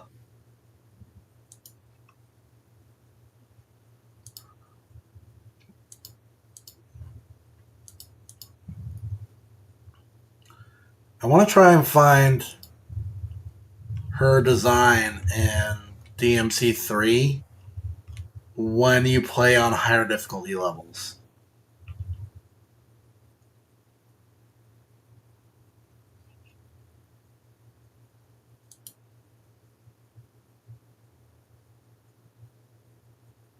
Let me see. No.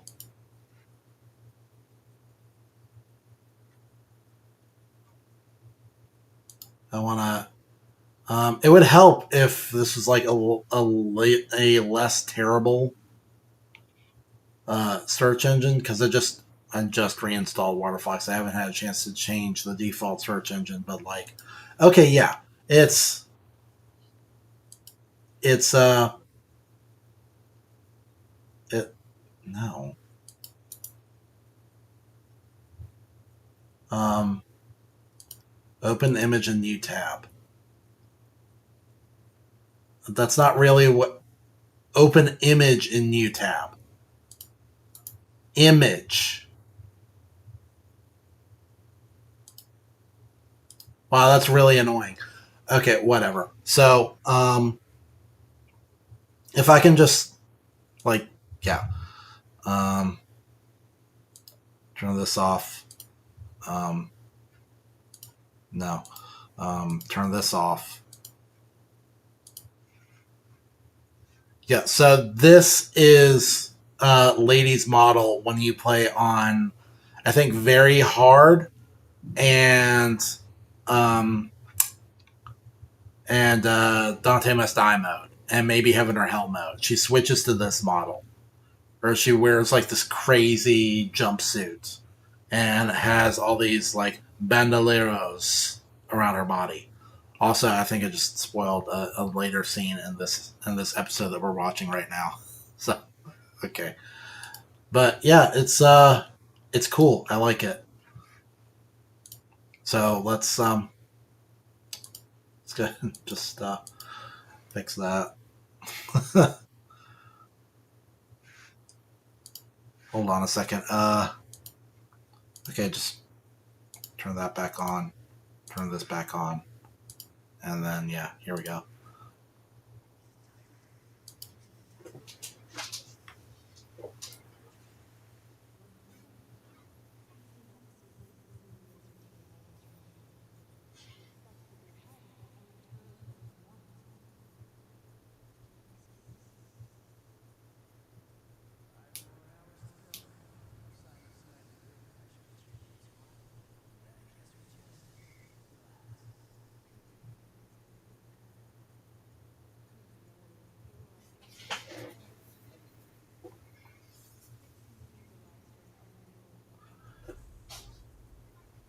Shouldn't you be standing guard right outside the room?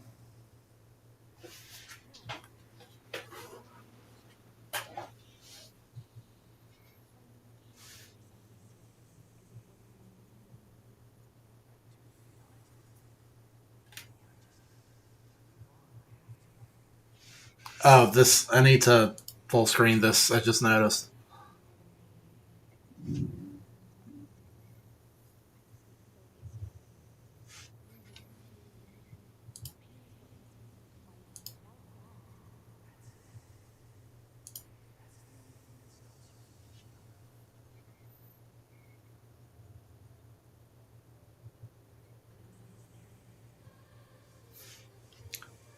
Mute.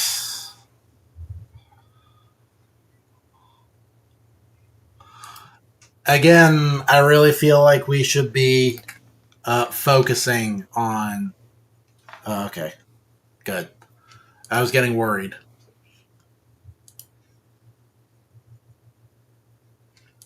I feel like this environment, by the way, is very heavily inspired by that one area in Devil May Cry 4 where it's like taken over by Echidna and her jungle hell. Freaking Jumanji.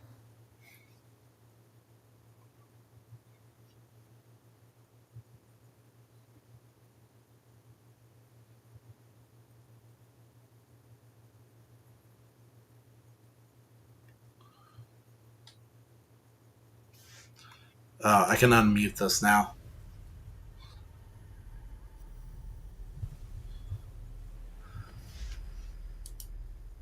I thought he said that he couldn't be disturbed. No, he's the one who has to watch out for when bad guys show up. When it should be Dante and Lady's job.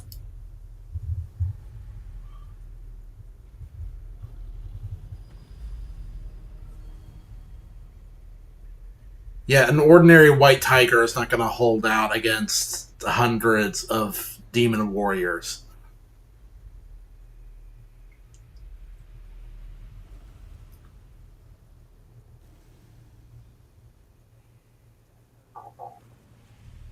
Wow. That ordinary mortal white tiger is taking out those demon warriors. What a bunch of jobbers. And don't get me wrong, tigers are cool, but these are demons.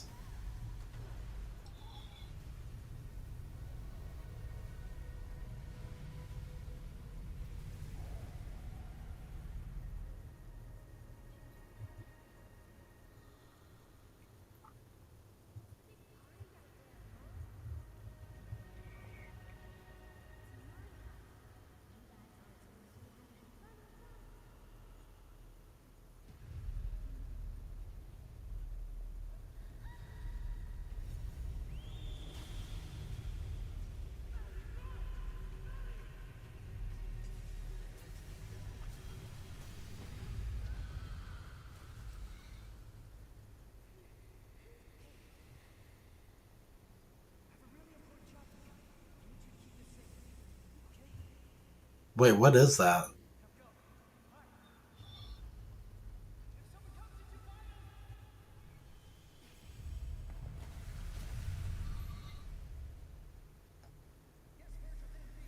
Man, Dante, you have a bad habit of letting your guard down.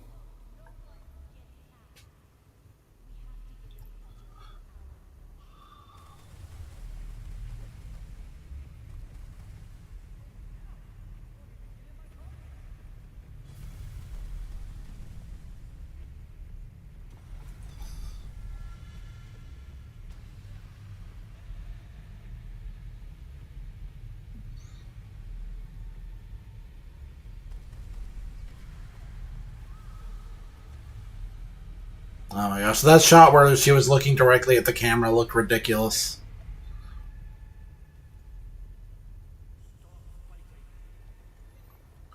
Wow, that tiny little fire really grew out of control.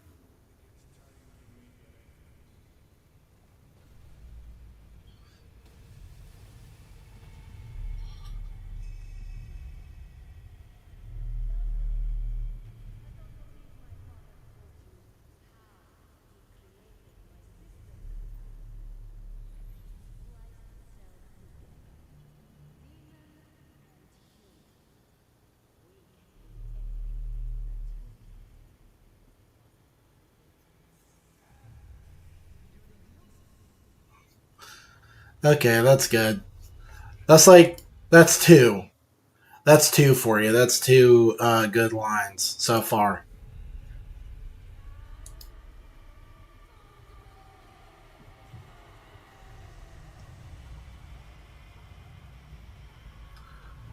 Okay, so they turn into like evil black versions of Lucia's Devil Trigger. Okay.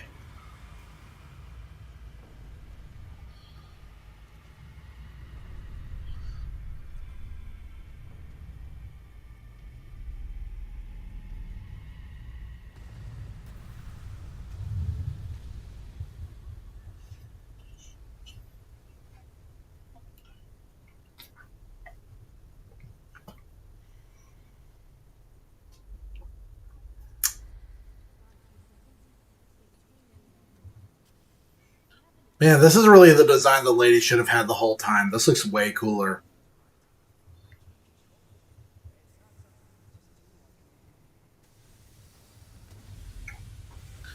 Yeah, that's because you suck in this cartoon. Like, Dante is just so much weaker and more incompetent in the animated series.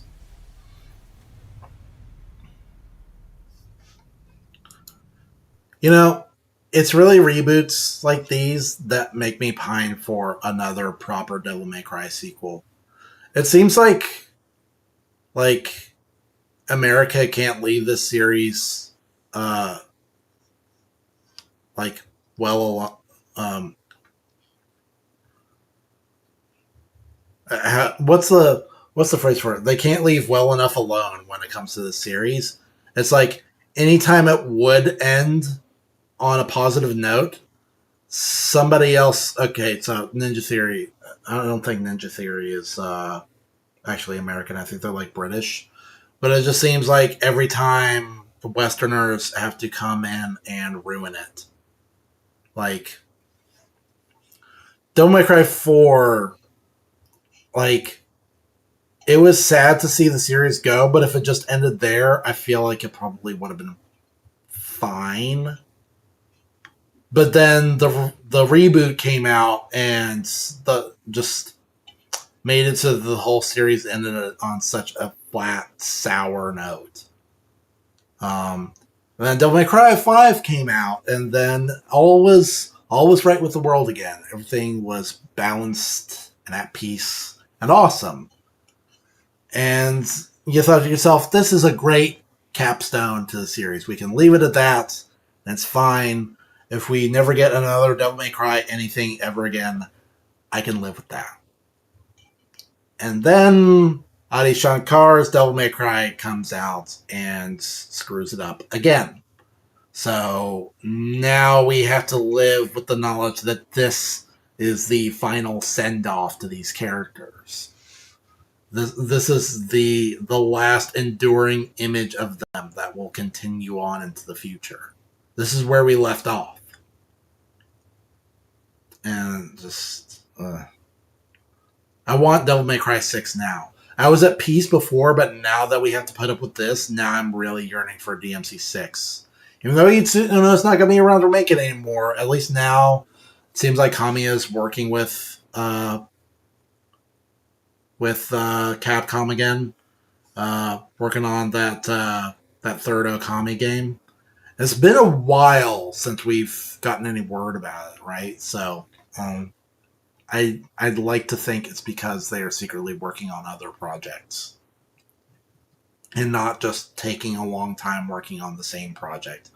I'm really, because it's coming up on that season, right? Like E3 season, even though like technically E3 isn't a thing anymore, it is coming to around the time when a lot of gaming news usually comes out.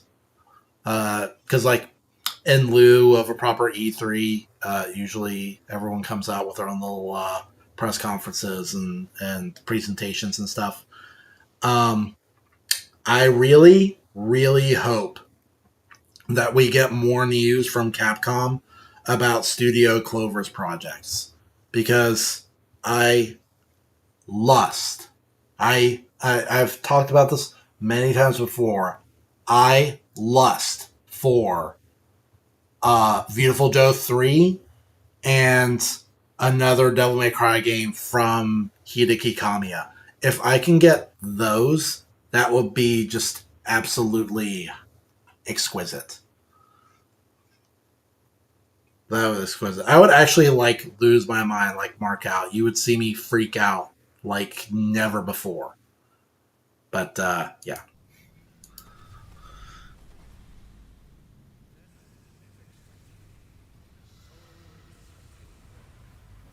Just because you say it doesn't make it true. Ugh.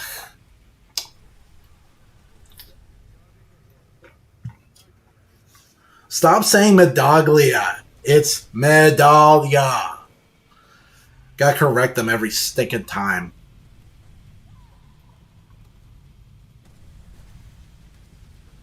Hey, at least the background music is good for this.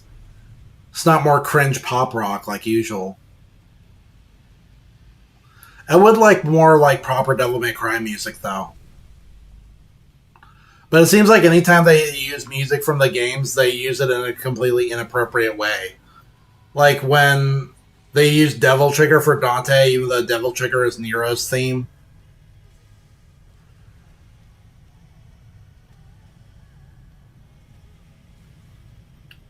Yeah, this was the scene I spoiled for myself. Hey, speaking of Devil Trigger, are we gonna get another Devil Trigger right now? Because it seems like it. It seems appropriate.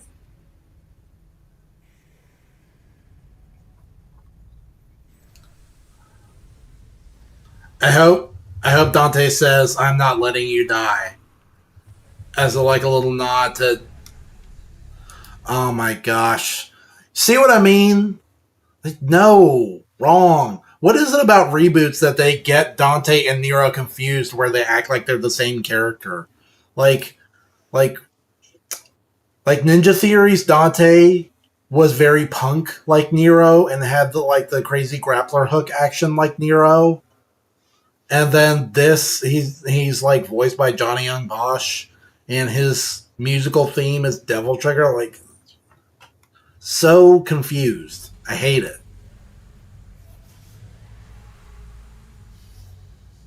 This is awful. I'm gonna mute this. Okay, there we go.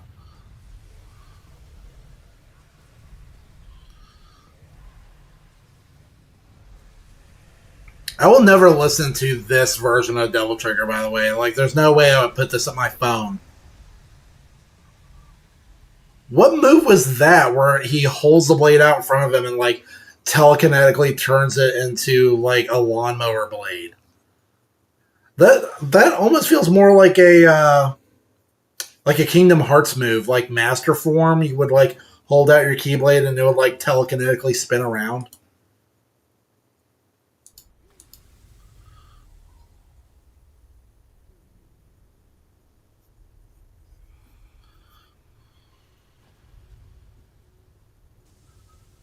Weak.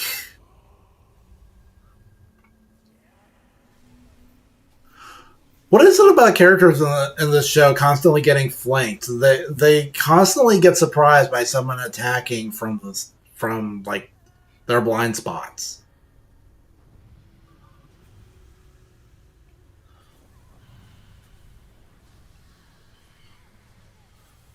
Why isn't she screaming in pain? Shouldn't this be agonizing?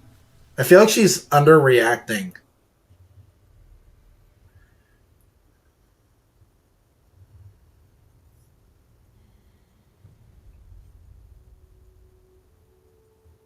Dang, she actually is really jacked up. Oof. Dang.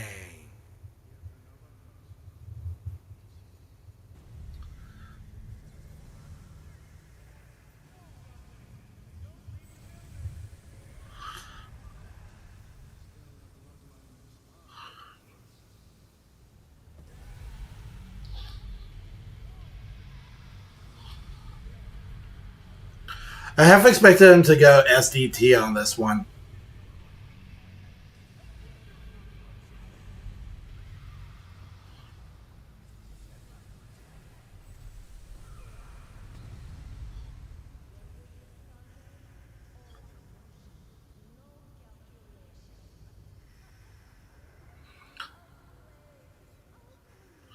The 3D animation on this is really jarring.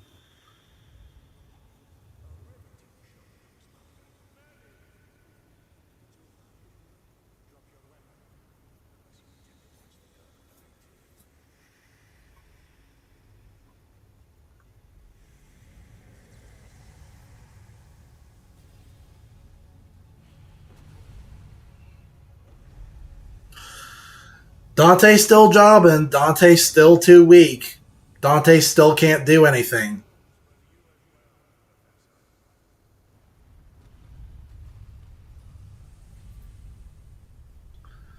Dang, Dante, you suck.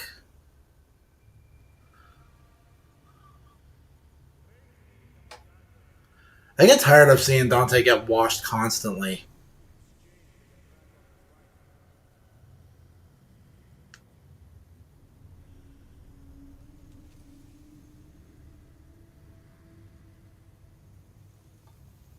Don't do it. I suck. Fucking. What a loser.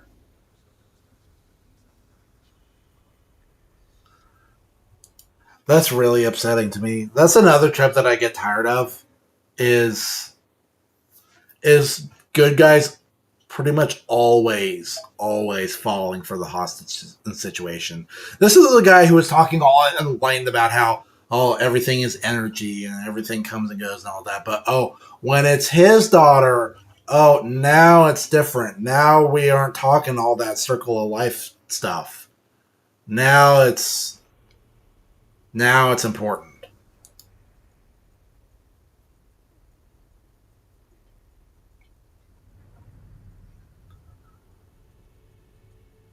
Now you do remember the part where you said that like millions of people would die if Arias got the medallia, right? You do remember that part, and there's no guarantee that your daughter will be safe after the medallia is returned. So this does not benefit you in any way, and you're condemning millions of people for the sake of one person that you personally care about. That's pretty evil. Like, you're not the wise, enlightened person you pretend to be by doing this.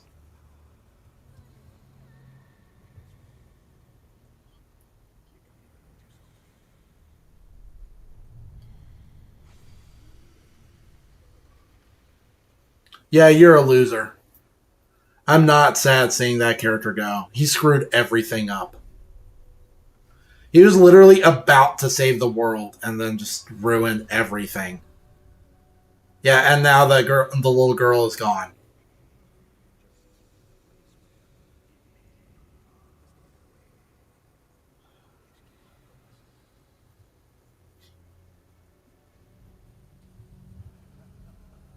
That was dumb. That was dumb, and now this whole episode feels like a waste of time.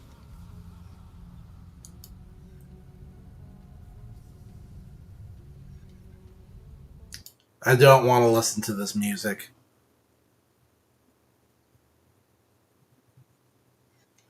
Yeah, that episode sucked. They introduced a brand new character who seemed cool just for him to turn out to be a loser and ruin everything. And now Lady may or may not be dead. I still kind of doubt that she's actually dead. She's just like messed up really bad. But like, I don't know. Um, that episode, that episode sucked. Yeah. Okay. So I mean, I don't know. These episodes weren't too exciting. I felt like they were mostly pretty boring and annoying.